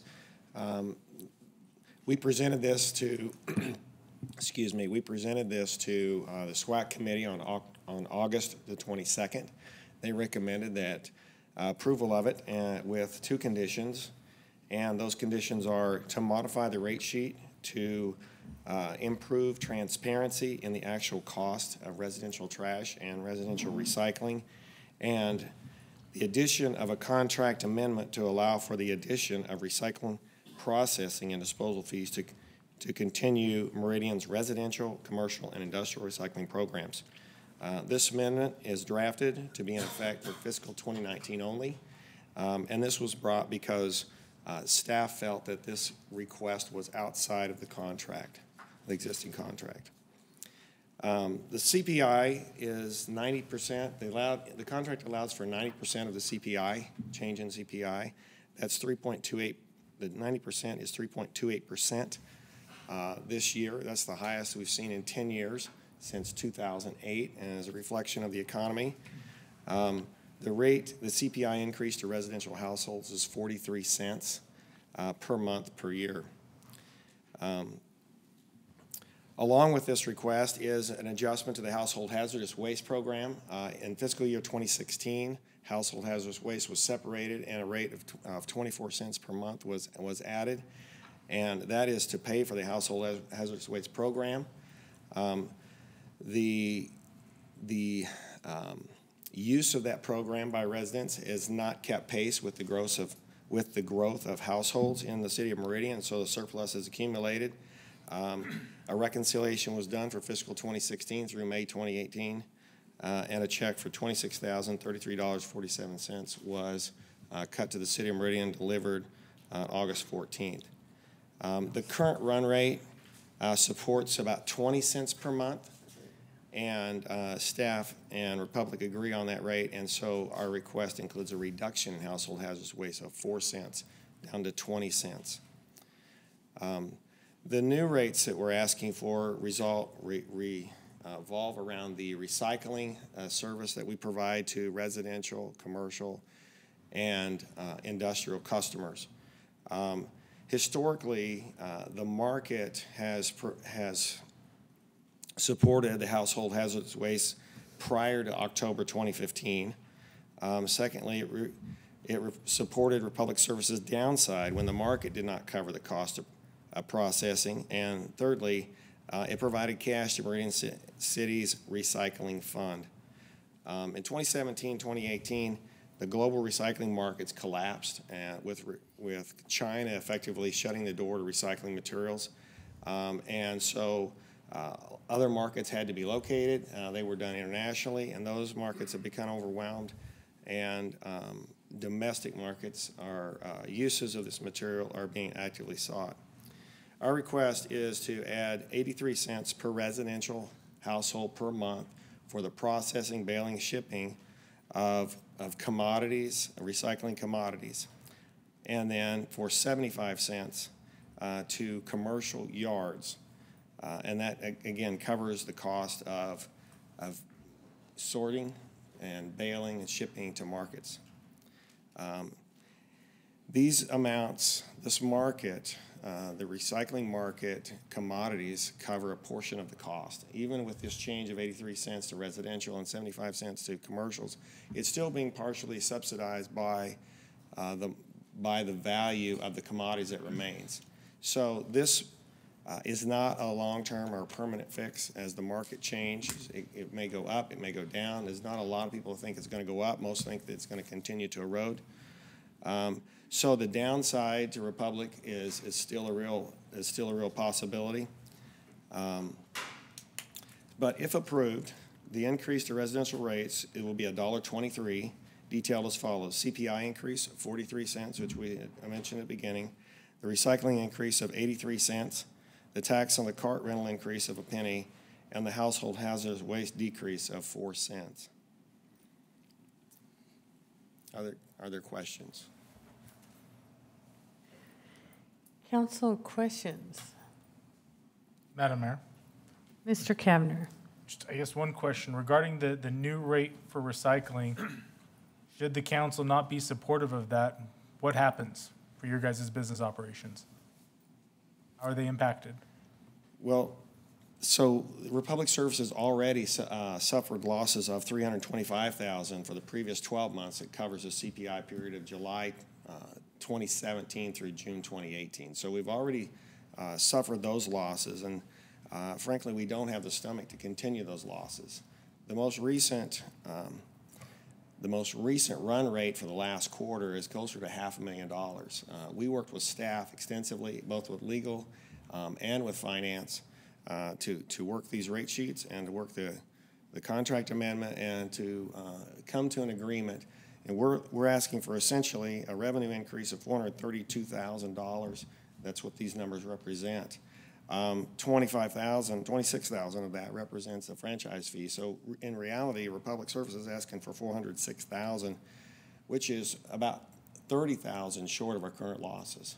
So we think we got really close and agreed to a time frame with the city, and we appreciate their partnership on it. But we don't think we can continue sustaining these losses and recycling materials. Madam Mayor, so I appreciate the added historical information. I'm just a dumb farm kid from Meridian, so chat me up. What happens if the city council says that we're not supportive of this, passing on this rate increase to our customers? What happens to recycling in Meridian as we know it? I can take that one, sure.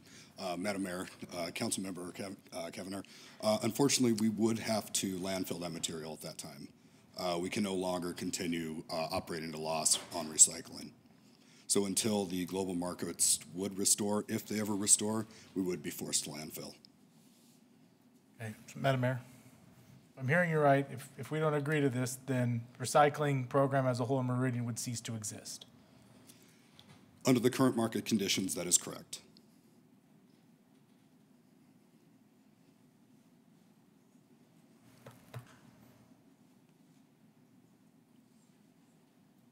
Other questions? Do we have staff that want to make any comment? Okay. Staff is also available for questions as well. They've worked with Rodney and Rochelle and Don to look at all the different information. Staff then worked with SWAC, and Steve as our chair has vetted that as well. So this has been through a number of different efforts that is the accumulation of the recommendation in front of you tonight. Mr. Palmer. Mike's on. I've never been shy about the feeling I've had that it should be subscription-based rather than, forcing everybody to play. And if I feel like if we're going to continue to force recycling on the citizens and force them to pay it, that we shouldn't be burying the company providing the service. So if council believes that we need to continue to force the citizens to pay and participate, then we need to increase it. If it's another option, that if the materials are going to be going to landfill anyway, to cease it and reduce the fees for the time being, to then pursue a advisory vote of the citizens to find out if they want us to charge them and re-implement the program. I think that is the best route if it's one that can function that way, if that's an option. There's my preferences. What's everybody else think? Madam Mayor. Ms. Laura Roberts. Madam Mayor, out of all the issues that I've dealt with in the 3 years that I've been on council, I think recycling has some of the most passion behind it. And so, thank you for all of the work that has gone in with glass recycling and this, and the market goes up and down, and it is not an easy task. But everyone that I've talked to and following on next door, our citizens are very passionate about recycling. And so I hope we continue this and to continue to see how we can make it most successful for all of us. Thank you. Mr. Kavner. Thank you, Madam Mayor. I appreciate, I think, what Councilmember Palmer is trying to accomplish. I just don't think that that approach is prudent. If that's the direction that we as a city want to go, I don't think that we can suspend recycling for a year or for 6 months while we try and figure out what it is that the citizens want. I am concerned that this is the first, if I'm not mistaken, this is the first time we've passed on a fee for recycling onto our residents. I know that when this was initially sold to the public, the thought was that recycling was built in to your trash payment and that citizens who participated in recycling wouldn't pay anything extra. That's a pivotal shift for me. And so I guess a question for staff is, action tonight, do we have an opportunity to have this as a public hearing to allow our citizens at least the opportunity to provide any feedback about if they want to be paying for a service that we traditionally have told our citizens that was optional? Madam Mayor, members of the council, so yes, we still would have to advertise for a public hearing for the fee increase, so you would have an opportunity for the public to weigh in. And let me make it clear, so the cost for recycling collection has truly been built into the fees. The requirement to recycle, you're correct, Councilman Kavner, isn't required, but it is already built into the fee. This is a change on the collection processing portion, so you're correct there. Madam Mayor, if I may. I know that I got to be the bad guy up here some of the time, and honestly, I think Republic over the past 2 or 3 years has really just improved dramatically in your level of service. The mayor and I were talking earlier about how great it was to get a phone call to let me know that my trash was going to be delayed a week. Those are great services that our citizens really appreciate, and I know that those come at a cost. This is a strong shift from what we have told our citizens in the past about recycling, and I think that we all as council members need to be really cautious about the decision we make because of the long-term implications it is for our citizens and your customers. Madam Mayor. Ms. Milam. Well, this is something we've been working on in SWAC for a really long time, trying to come up with a resolution and a number to this. And although none of us want to pay more, I believe that it is the right thing to do based on the feedback that I've got from members of the community about recycling. The 83 cents, is a little under $10 a year. It sucks, but it is what it is, and it's not Republic Services' fault that the market has crashed on the recycling products. So I really think that most of the residents would prefer to pay $10 a year and continue to recycle than know that all of their recycling goods are going to the landfill and just being buried. So I would like to see this move forward to a public hearing. Mr. Burnt. Madam Mayor, appreciative of your numbers in your presentation this evening. I think up until now, the city of Meridian and its residents, in my opinion, have strongly supported the recycling program. I think by not supporting this fee, I think would be going backwards, and I don't think that would be a wise choice. However, I do feel like I think it is important to just gauge the public's opinion, just to see what they think and get their interest. And so I would be open to having a public hearing, obviously, to get their feedback. But generally speaking, I'm very much in favor of this fee. Any other discussion or questions for Rodney or Don, or to Steve or our staff team? Okay, Council, I think the action that we're looking for is to move this forward for a public hearing. Is that correct, Mr. Neri? Yes, Madam Mayor, members of the council, we would be looking for September 25th for the date for the public hearing. You do it? Okay, that would require a motion. Madam Mayor, did you say you need a motion? Oh, Ms. I move that we move this forward to a public hearing on September 25th. Second. Okay, I have a motion and a second. Any discussion? All those in favor say aye. Aye. Any opposed? Okay. Thank you so much. Thank you. Thanks, Steve, for coming and for staff to be available for questions. Okay, item 9E is under our community development, our planning department. So, Madam Mayor, members of the council, this is an action item for you. There is a memorandum of understanding between the City of Meridian and the City of Boise for some technical assistance services. So, as you know, Christopher Pope is no longer with the city, and shortly before his departure, we were game planning kind of the interim condition until we could backfill his position in FY19. And one of the options that we've talked about, and I've been working with finance since, has been in providing that service from another contract or other city that also has a CDBG program. The City of Boise has responded to that request for some help for the next, at this point, 2 months, basically.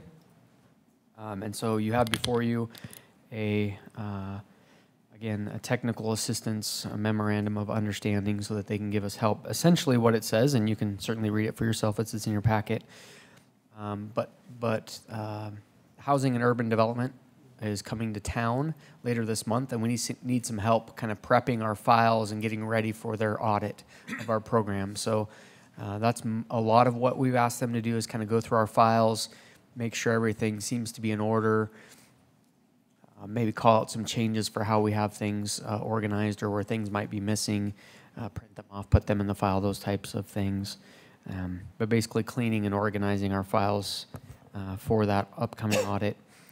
And then as we move into a brand new program year, helping us do some more technical assistance in doing the environmental clearance for those projects that we have coming up that will start at the first of the year, and even prepping some of the subrecipient agreements with those parties so that we're ready to roll after we get our allocation from the federal government. So we do have some money in the administrative, unallocated administrative portion of the grant that can pay for this. So we do have the grant paying for this contract. It is up to, so we're anticipating roughly 240 hours of service at a cost not to exceed, where'd it go? 660. Sorry? 8660, thank you. So if there are any questions, maybe I can, excuse me, just give you a quick update on backfilling that position. We did have the first round of applications closed, and so looking to schedule interviews, had a pretty good applicant pool, so I'm excited about that. We hope that we can have somebody on board and ready to go the first part of October again when this position goes to full-time in the upcoming budget. So roughly 30 days, hope to have this position, but there will be, we can't expect that person to come in and totally hit the ground running, so we'll need a little bit of overlap with this contract, and then with our new hire, hopefully we can get on board here again within the next month or so. So there's just a quick update on the overall program where we're at with backfilling this position, and again, kind of this interim request for some technical assistance. So, and with that, I will stand for any questions that you may have. Council questions? Madam Mayor? Mr. Boyd. No question, but a brief comment. This is a great example, and hats off to the City of Boise.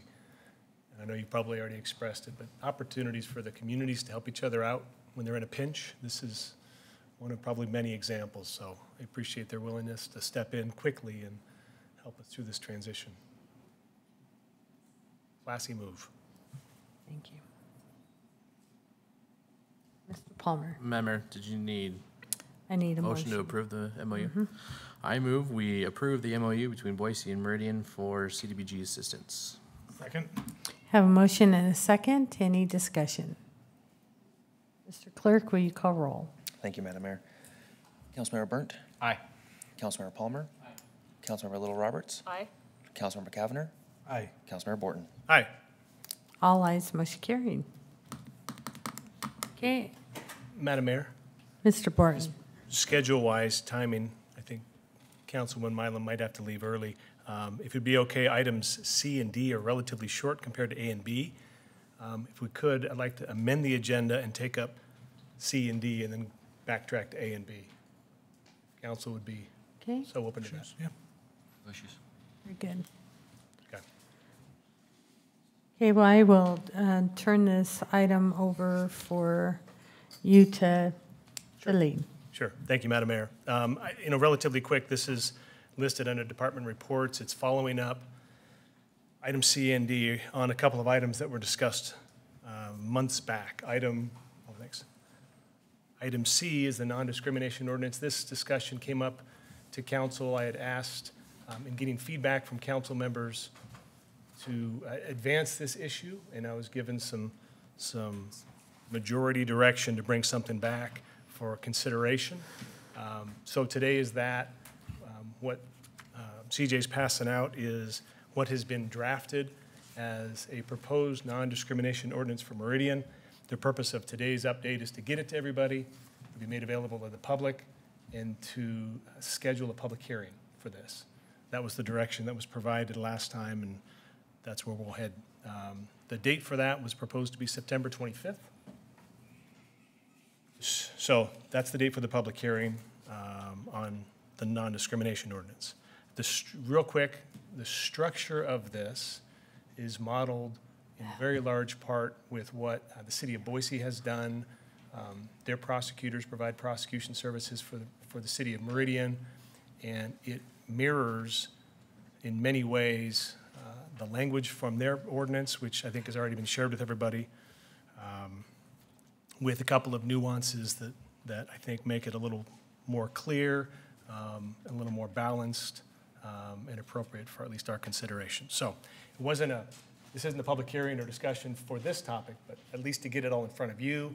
Mr. Clerk will make it available to the public, schedule on the council agenda for the 25th for public hearing and decision by this council. The legal department for the city of Meridian has been very helpful in providing a lot of data on what other cities have done, how they've structured it, and they've also helped draft this and put it in the proper form, at least for our consideration. The language here isn't set in stone by any means, but it's a good launch for our discussion and consideration. So that was item 10C. So, Okay, I would need a motion to put it out for public hearing. so moved. Okay, I have a motion and a second to put this item out for public hearing. Any discussion? Madam Mayor, Mr. Palmer. I'm not voting against the motion because I'm necessarily against the ordinance, but because I'd like some time to review the ordinance before saying, yeah, let's put this out to the public. That's just explaining my vote. Okay, that's fair. Any other discussion? Okay, the motion was put this out for public hearing on September 25th. Those in favor, say aye. Aye. Any opposed, say nay. Nay. Okay. Thank you, Madam Mayor. So if you got feedback, obviously, feel free to reach out to our legal department or myself for any questions prior to that. Item 10D, this is a follow-up real quick on a parking lot item that, if we recall, a while back, there was a discussion. Our ordinance has a citizens committee created that every 2 years it reviews the compensation for council and mayor. And one of the challenges that arose this year and historically has happened is the committee does great work, diligent, long hours, difficult process, makes a recommendation, and for whatever reason, right, it's oftentimes declined by the council. And it seems historically every 2 or 4 to 6 years, then a council will accept a recommendation and compensation will change.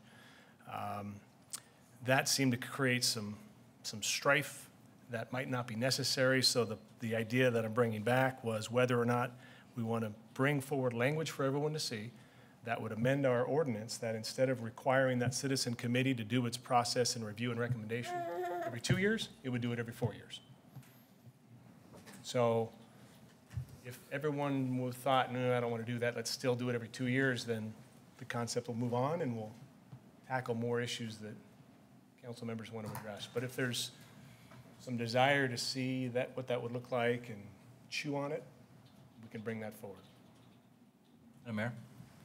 Mr. Burnt. I was lucky enough to be on that committee a couple different times. And it is a drawn-out process, and it is a fair amount of time and effort.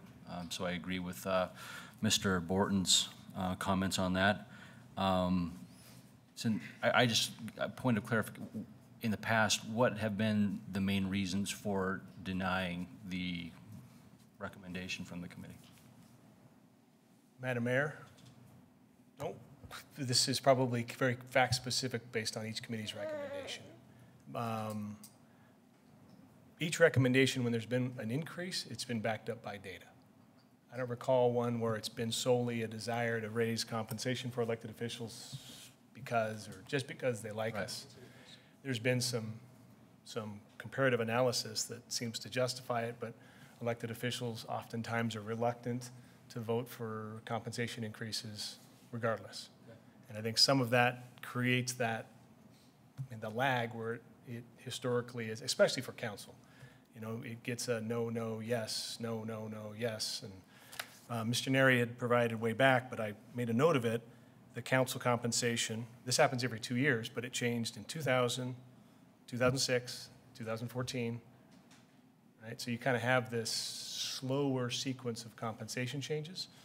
I'm not saying the work is not accurate. It just seems that if we call a committee together, the reality is we're probably not going to make changes as frequently as even the market would warrant. Well, I don't want to get a committee together and frustrate their purpose. So, Madam Mayor. Mr. Kavner. Just a thought, and it's hard because if the city council does what the committee recommends and they feel good about it and it was well worth their time and they deemed they were glad that they did it, if the city council doesn't accept their recommendation, then the feeling is, oh, this was a waste of time. And that's hard for me to say because they're a recommending agency. They're not a decision maker. I've got fans who agree. So I also worry that does the process continue regardless if it's 2 years or 4 years? And is it now we're talking every 12 years, every 16 years that the city council says, no, now it's appropriate? Are we trying to solve the problem of a committee feeling like that they're not being utilized appropriately? Or are we trying to solve an issue related to council and mayor compensation? And if we're trying to solve an issue related to mayor and council compensation, I think every 2 years is appropriate. If we're trying to say, boy, is there a better mousetrap that we can build so that people who are involved in the recommending process feel like it's a better use of their time, I'm open to that. But I don't think that moving it from 2 years to 4 years necessarily solves that. Madam Mayor. Ms. Mylum. I've been pretty outspoken on this topic every time it comes up because I am one of those who believes that we have a committee that we put together, they put in a lot of time, and year after, and every time we're just like, no, thank you for telling us, but no, we don't want to vote for raises for ourselves. So, and the reason that I do is because I think that this council is going to fall behind the times. Down the road, it's going to be hard to get people willing to do this job because it's going to be so far behind the market. Just like we tell the rest of what we discuss about the rest of our employees, we need to keep them up with market. I think if you do it every 4 years and the same process happens, yes, then now you're looking at 8 or 12 years in between every time. I don't know if there's a different methodology. I would think that it would make more sense that the council doesn't vote on giving themselves a raise. It's very uncomfortable. And this isn't about me. I'm talking about future councils because I'm not going to be around forever. But it'll catch up to us, and I think it'll bite us in the behind. So if there could be a set amount every year, or every 2 years, or just a percentage, or however it works, I think that type of methodology would be a much better than voting on raises and having people work and volunteer to form a committee to give an advisory that the council then denies. Madam Mayor?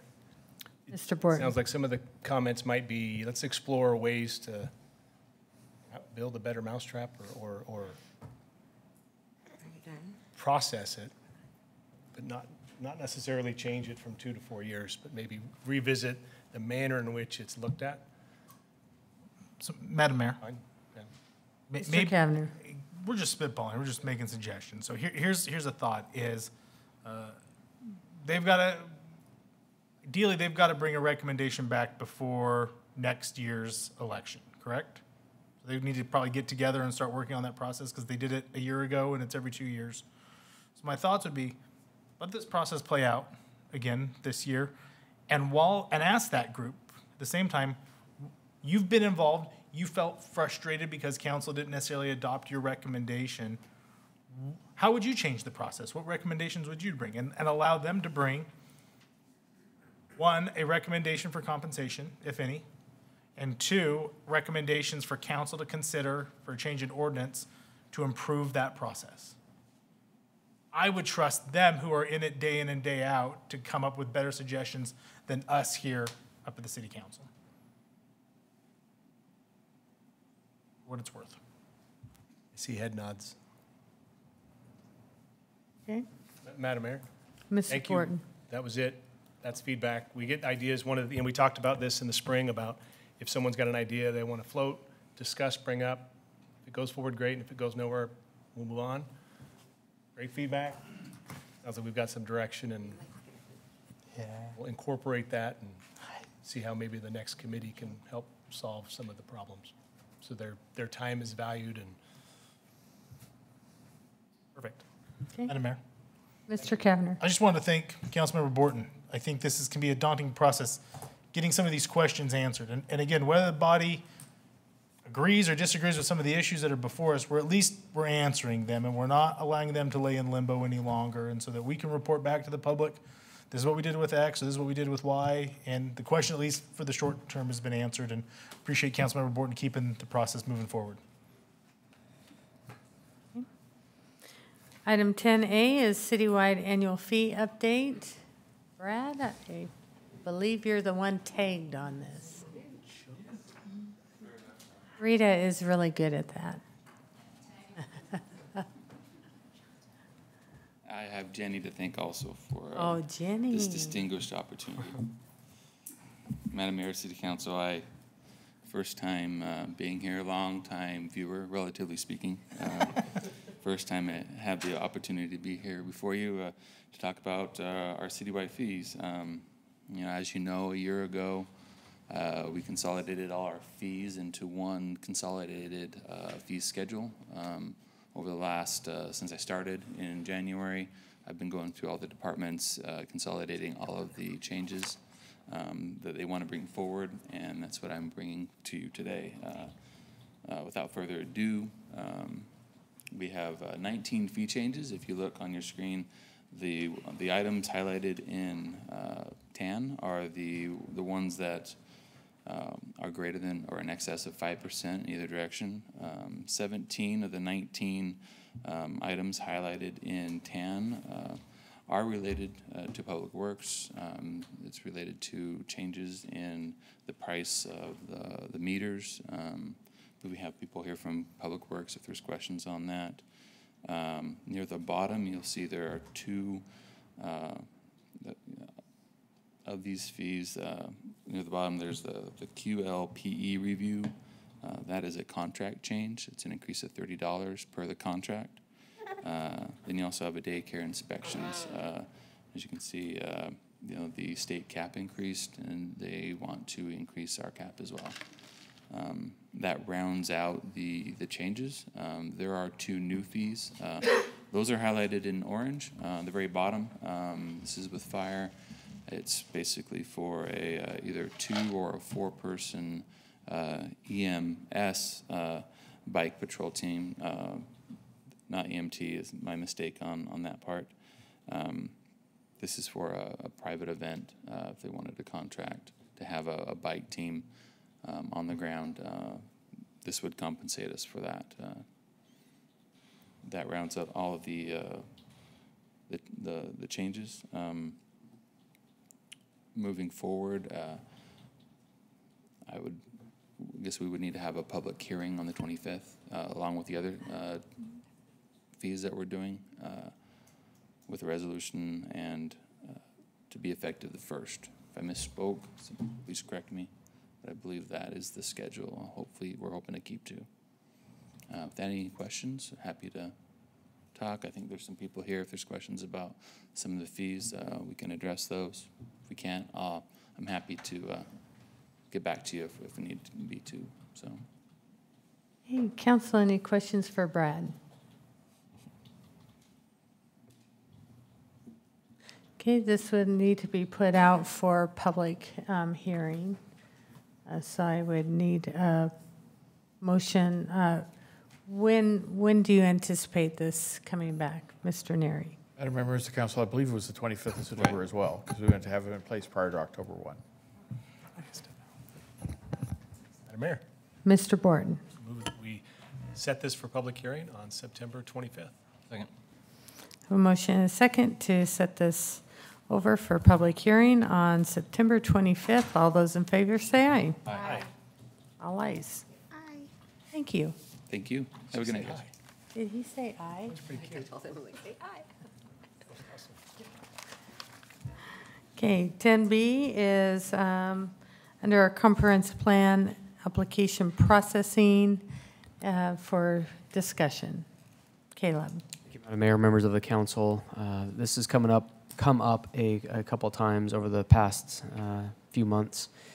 I want to have a discussion about how staff moves forward with potential amendments to our comprehensive plan, including the future land use map, while we're in the process of developing, refining that vision for our community in the coming decade. So I've heard it pretty resoundingly. The council encouraging folks to be involved in the comprehensive plan, and that there is some hesitancy to tweak the plan any further with additional comp plan map amendments or text amendments while we're in the process of developing that vision. Really the question before you tonight, or the direction that staff needs, is how we move forward with that direction. Is it staff just highly encouraging people to wait and be a part of the comp plan process, and really reiterate that you're kind of swimming upstream, and most likely that you wouldn't get approval if you apply in this interim condition. The interim condition being about roughly a year. We hope to have it adopted, by late fall next year. But again, we still got 12 or 14 months of work to do here. Or option two, if it's just not staff verbally kind of discouraging that, but still it could apply, there is an opportunity to make it an absolute no and enact a moratorium that said we aren't going to accept or process any comp plan applications for the next, by state statute we have 182 days is the most time that would buy us. In that case, it's really more symbolic, saying, hey, we really are putting and investing into this process, and while we're going through that process, we aren't going to consider anything, period. So really that's kind of the direction and feedback that we need as staff. Again, we'll relay this information to our customers and potential applicants is, hey, we would highly encourage you to wait on changing anything, or add it to our list of potential changes right now, and we'll carry that ball forward, if you will, through the overall process if you're interested in there. So essentially, that's the direction that I need, or if there is a change in what we've been hearing, that you're not too keen on processing comp plan amendments, and you're like, no, it's fine, just business as usual, that would be good to hear too, but I don't think that's the case. So while you're kind of pondering that a little bit, we did get some swag that we're going to be handing away. So I was going to give you each one of these, even though I don't know if you've participated or not. But these are lanyards that we just ordered. We're using the hashtag MyMeridian for each phase. So we're in the MyMeridian visioning phase right now. You don't have to keep it. You can hand it out. I see the mayor's already got one.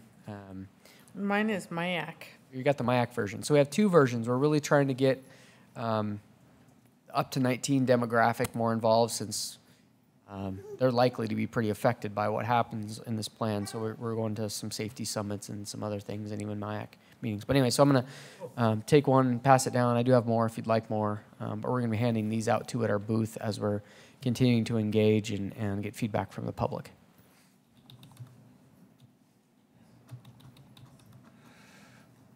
Madam Mayor? Mr. Palmer. I'd say continue as business as usual. I'd hate to hamper business running their business while we go through this as much as is possible, while still looking for opportunities, certainly to make sure that they're aware of an opportunity to try to work with you to do it in the process if it is possible. But if it's not something that makes sense to work on it then, go ahead and bring it to us. But if the rest of the council feels otherwise, please say so that they don't get here. They and will. Tell them go away. Madam Mayor? Mr. Byrne, yes. Sorry, I just wanted to put this out there so you can also have it be part of your consideration as you make your comments as well. But I did get some comments from Susan Carnes that I just wanted to also, I was writing down Mr. Palmer's note, and I saw a note that I had that she did respond. In fact, you heard it earlier this evening from Sally Reynolds, essentially read from the Southern Rim Coalition some of her concerns. But I did receive that request kind of reiterated, and I'm just going to state a couple of the things. They're asking the city to honor the comprehensive plan process for a fresh, long-range vision for Meridian. So again, this process that we're going to, they respectfully ask that the city of Meridian closely adhere to the guidelines and intent of its existing comprehensive plan for public safety, welfare, and improved amenities that are forthcoming with this plan. So thank you. I told her I would carry that message forward. Ms. Reynolds was here as well, but I wanted to get that on. And I'm sorry, Mr. Burnt, that I interrupted there. Mr. Burnt. Thank you, Madam Mayor. I think that this process is far more complicated than just, saying we're not going to allow any more, high-density building going on in the city of Meridian for the next year. I think that the ramifications of saying that and following that advice would be hugely detrimental to our community. I think that I would urge discretion and deep thought in regard to this. I don't know if we should say, continue as business as usual, but just know that the development community needs to know that we may be a little bit pickier, and maybe just them showing up with proposals just with minimums and dotting every I and crossing every T to the minimum amount maybe won't fly. Maybe they need to, and it's just me speaking out loud, but I would entertain a discussion more in that regard than saying, putting a complete halt on these type of projects going forward. I think that would be a huge mistake in my opinion. Madam Mayor? Before we go to you, Mr. Palmer, is there another council member who has comments? Ms. Love Roberts. Madam Mayor, I agree with Councilman Burnt. I think that we need to maybe exercise discretion, but I just don't think we need to be in a situation where we're not listening to our citizens and our developers as well as our residents. We're all citizens of Meridian, and so I think we need to continue to have things brought before us, Caleb, but if you and your team can educate them that we are in this process. If you can wait, that would be optimal, but yes, we can still get you in front of City Council. I don't want us to just suddenly have the doors closed. Right. Madam Mayor. Mr. Borton. I might have a little bit different view on it. If it's the narrow focus of comp plan amendments, we're not, talking annexations or plats, and so these are relatively rare and unique circumstances. I would, the recommendation of strongly encouraging them to wait and participate, to be blunt, I think is most appropriate. At least that's probably how I'm going to lean, so when people come into the process, they know that. This will be done in a year, and comp plan amendments are, you know, drastic shifts, and it becomes very difficult to understand what today's Meridian wants in relation to those requests. So in light of that narrow scope that we're talking about, comp plan amendments, I wouldn't use the word moratorium or stop entirely, but I think it's the best business decision to participate actively with your proposal in our existing planning process and bring it forward consistent with what comes from that. Madam Mayor? Mr. Palmer. I think there's some slight confusion as to exactly what we're talking about. I would absolutely love to have the conversation about whether we're open for business with certain types of applications, but as Councilman Morton pointed out, we're specifically talking about comprehensive plan amendments. And so that I think it's important that we understand that that's what we're talking about, as to whether we want to tell them, hey, wait, or council's still open to them. That's what we just, Madam Mayor, I think it's what we were just answering, was everyone's perspective. I think that was what I understood. That's what I thought everyone was talking about, was the narrower focus of comp plan amendments. So. Yeah, this is specific to comprehensive plan amendments, and staff wanting to have a better gauge as to what council's willing to entertain. Madam Mayor. Mr. Kavner. I tend to agree with I think the comments where I think everyone is trying to get, maybe with different verbiage, with I guess one specific caveat. I think there's an important piece to take into consideration is that there are some in the development community that embarked on their process before we made a change to ours. And how are we going to accommodate those who have brought forth a project before we said we're making a change to our comprehensive plan? I don't know how many there are, if there are any more at this point, but you know, a couple weeks ago we denied a project that, for a wide variety of reasons, but some of the reasons cited by council members is that we're going through this process. They began before we updated our process. So that's the only piece that I've got a little bit of heartburn about, is that the development community has moved forward with the understanding of our process and the way that our comp plan is laid out. And now we're saying, well, we're going to press hold on all of that after you've already started. So I guess that would be a question for Caleb, is do we know how many active applications that are out there, or even a ballpark that were initiated before we started this? Madam Mayor, Councilman Kavner, and again, just to put that clarifier in there, I can answer it sort of. Applications in process that are for a comp plan map or text change that were submitted before we started our process is going to be next to zero, if not none. I can let you know that I'm sure you recall, Councilman Kavner, we had two.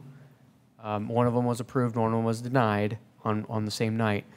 Those two were both submitted in the spring, just before we started this. So anything coming up, and they hit some roadblocks too, with one of them in particular having to go back to ACHD, being continued a couple of times. So that's why I'm pretty confident to say we don't have any in the queue now. I will just clarify though, if there is something in the queue, they're vested with what we have on the books now. Just because we're going through this process, we evaluate it against the codes and whatever we have in process now. And that's still true. I mean, and again, that's kind of why the question now. Anyone comes and submits now, we can, and I appreciate that discretion. We'll have the conversation and look at these on a case-by-case basis and go, oh, 1 acre, hey, maybe that makes sense for some office there surrounded by other office, and we had it shown as something else on the map. I think we can gauge that, but getting off on the right foot for them to this is a big lift, even at 1 acre change. This was developed by our community, and we don't take these lightly, so the onus is on you to justify any change, and it's especially magnified right now as we're looking at the overall vision for our community. So I think we can relay that information and kind of back off that if necessary, or really press on it more and say, listen, this 20 acres, that changes the numbers we're running. If we look at how much industrial lands we have for the future and you take that 20 acres away, now all of a sudden our analysis gets skewed because we take that out of the mix. So again, I appreciate some of the comments there with some staff discretion in how we relay this. I'm not overly concerned about the ones that are already in process because I don't believe, if you give me a minute, I can look in Novus and just see what we have coming up for hearings, but I don't believe there really are any additional map amendments that we've taken in the past 2 months. Madam Mayor? Mr. Burnt. I think, going back and trying to think of the projects where we've had, where it's caused a little bit of heartburn has been mostly, big high density stuff. And so, again, just, I think that it's important, and I think I agree with staff, exercising discretion, for your example, Caleb, with the acre parcel and changing it to, in looking at that, knowing what this council, the direction this council has taken in the past, knowing that, hey, this is not going to be a big deal. I think you're going to be okay.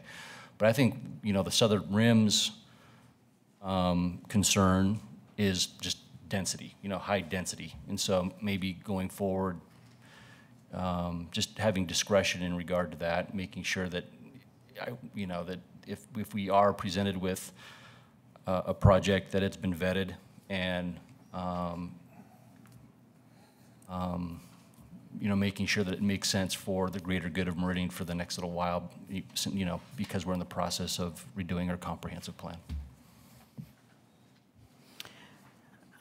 Councilwoman Milam mentioned before she left that she would support holding off on any comprehensive plan changes while we're in the process of updating our comprehensive plan. And, frankly, unless there's some kind of emergency that would warrant not participating in the new comprehensive plan, I don't know why you would come in to change it and not be part of the process.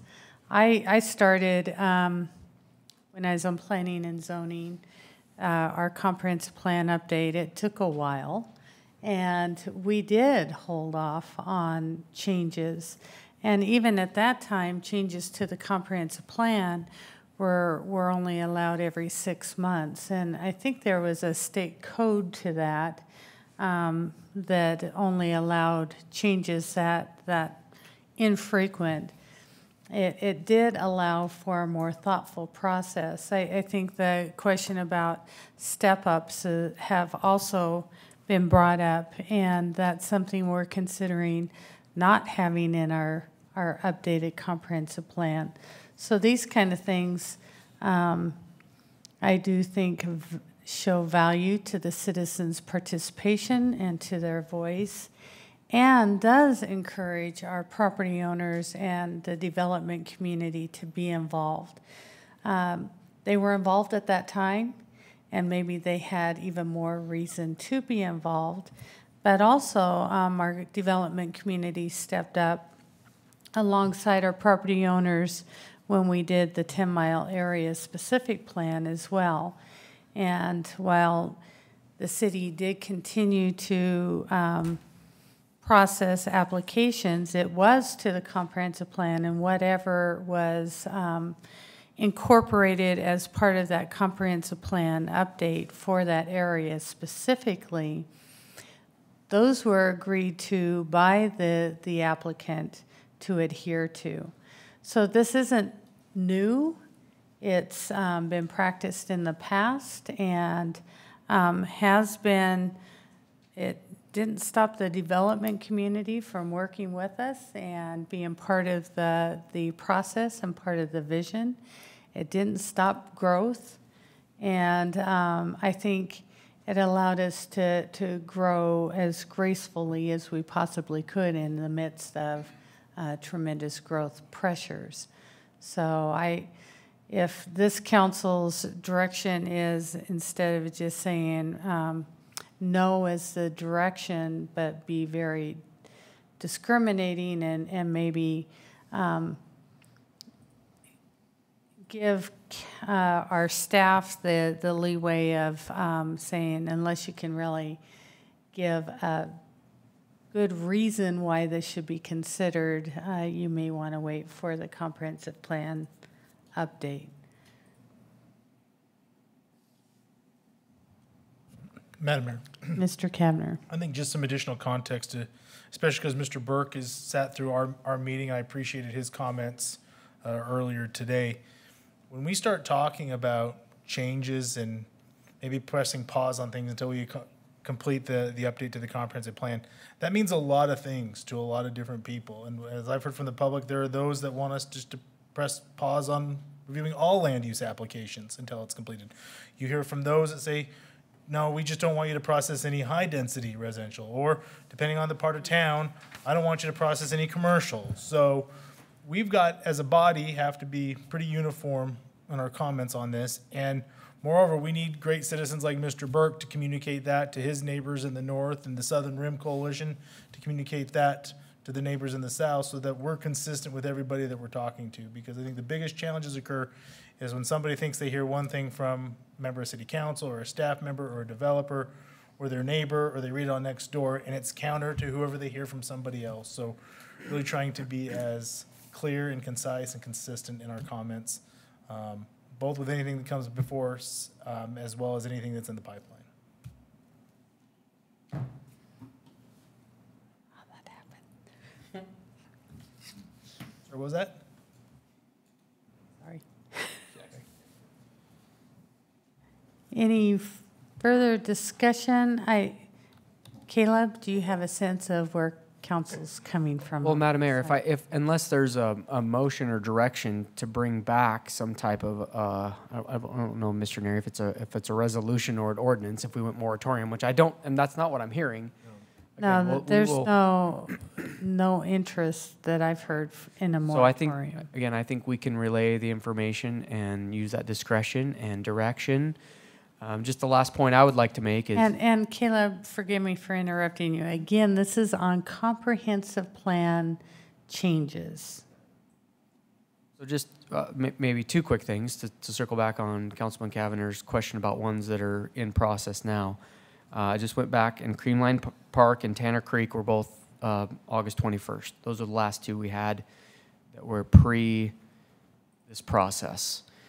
Compass Charter School was also processed this year, as was Lost Rapids, the Costco one. Those are the four we've done to date now. Now, have we met with people in the last 3 months about them? Maybe. I'm not in every meeting. But we don't have any applications right now that we've accepted, so we can give that direction that we just discussed and highly encourage them to participate in this process. I guess that leads me to my second point that I wanted to make, is if they don't, I mean, one of two things, right? They can apply now or in the interim. They apply after we develop. I think we're going to be very defensive of this thing after we get it adopted. So it's either you have three options. You process it now kind of at your own risk. You come along as part of the comp plan, or you wait until after. The first and the last don't seem like good options in the current environment for any changes to the vision for our city. And again, I think we can relay that to people. Hey, let us help you through this larger public involvement process of developing our vision. Let's play that alternative future for your property out, or whatever your interest is, through the public in this new comprehensive plan. So again, I would just say it's not wait until after it's developed and then submit your map amendment or your text amendment, because we just got done developing it and put a whole lot of resources into this thing. So I'd hope we don't tweak it or change it much after you adopt it next fall. So anyways, just the last kind of point there. But yes, I think we have direction. Thank you.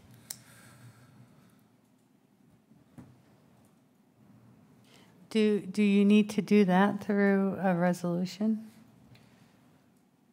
Not unless you want a black and white. Yeah, Madam Mayor, I don't need to. I think it could send a symbolic message if you wanted to do something like that, but it doesn't carry any weight necessarily, right? I mean, it wouldn't prohibit somebody from still, even if staff is saying, don't do this, Mayor, they could still submit their application. But it could be some symbolic gesture that says, I don't know exactly all the whereas is there, but I mean, you could if you'd want to, but we don't need to. I think you can always point them back to the discussion on the public record. Madam Mayor, sounds like that's the direction that's good. I wouldn't recommend doing a resolution. If you want to do a moratorium, that's fine. I wouldn't do that. I think you'd be subject to the challenge that you're trying to subvert the moratorium process by creating something else. And I don't think we should do that. Okay. Highly discouraged. Okay, ordinance 11A is 18-1745A. Mr. Clerk, will you please read this by title? Thank you, Madam Mayor. City of Meridian ordinance number 18-1745A. An ordinance of the City of Meridian amending ordinance number 17-1745, the appropriation ordinance for the fiscal year beginning October 1, 2017 and ending September 30, 2018.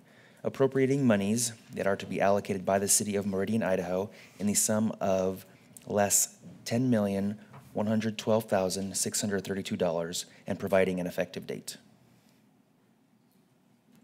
You've heard this ordinance read. If there's no questions or discussion, I would entertain a motion. Madam Mayor, Mr. Kavanagh. move we approve ordinance number 18-1745A with suspension of rules. Second. I have a motion and a second to approve 11A. Mr. Clerk, will you call roll? Thank you, Madam Mayor. Councilmember Burnt. Aye. Councilmember Palmer. Aye. Councilmember Little Roberts. Aye. Councilmember Cavanagh. Aye. Councilmember Borton. Aye. All ayes, motion carried. 11B is ordinance 18-1790. Mr. Clerk, will you please read this by title? Thank you, Madam Mayor. City of Meridian ordinance number 18-1790. An ordinance pursuant to Idaho Code 50-1002 and 50-1003, providing for a title and findings, providing for the adoption of a budget, and the appropriation of $130,464,302 to defray the necessary expenses and liabilities of the City of Meridian in accordance with the object and purposes and in the certain amounts herein specified for the fiscal year beginning October 1, 2018 and ending on September 30, 2019, to levy all such appropriate taxes and levies as authorized by law upon taxable property, and to collect all authorized revenue, to provide for the waiving of the second and third readings pursuant to Idaho Code 50-902, and providing for an effective date and the filing of a certified copy of this ordinance with the Secretary of State. You've heard this ordinance read by title. Is there any questions or discussion? If not, I would entertain a motion.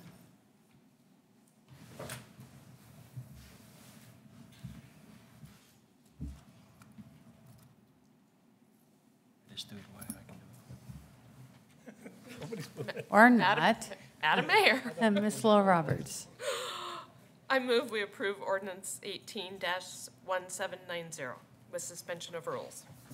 Second. I have a motion and a second. Any discussion? Mr. Clerk, will you call roll? Thank you, Madam Mayor. Councilmember Burnt. Aye. Councilmember Palmer. No. Councilmember Little Roberts. Aye. Councilmember Cavanagh. No. Councilmember Borton. Aye. The ayes have it. Any items under 12? Madam Mayor. Mr. Kavanagh. Briefly, I know the members of the school district are in the lobby. I don't know if they can hear this. Today, a great educator was laid to rest by the name of Greg Groves. Greg served with Mark Einger with the Skills USA, was an accomplished educator for 34 years in Western Ada School District. Was a great guy and taught me a lot and a good friend. And I just thought it was great that we saw so many members of our school district and educators at his funeral today, and just wanted to put that on the record. Thank you. Well, Council, we did add number 13. Mayor. What is your desire, Mr. Borden? We will, it's so early. Yeah, well, we'll see what happens. I'm going to make a motion to go into executive session pursuant to 74-206 1A and 1B with all the best intentions that it's relatively. Second. Okay, I have a motion and a second. If there's no discussion, Mr. Clerk. Thank you, Madam Mayor. Councilmember Burnt? Aye. Councilmember Palmer? Aye. Councilmember Little Roberts? Aye. Councilmember Cavanagh? Aye. Councilmember Borton? Aye. Council, just before we go off the public record, just to remind you, it's Art Week in downtown. Coffee with the mayor next week, next Tuesday. The ICOM ribbon cutting tomorrow. And so hopefully we will see you all there. And a special meeting for Costco design. Caleb, when is that? It's whenever their public hearing was scheduled for September 11th, I believe. September 11th, 6 p.m. Okay, very good. Thank you.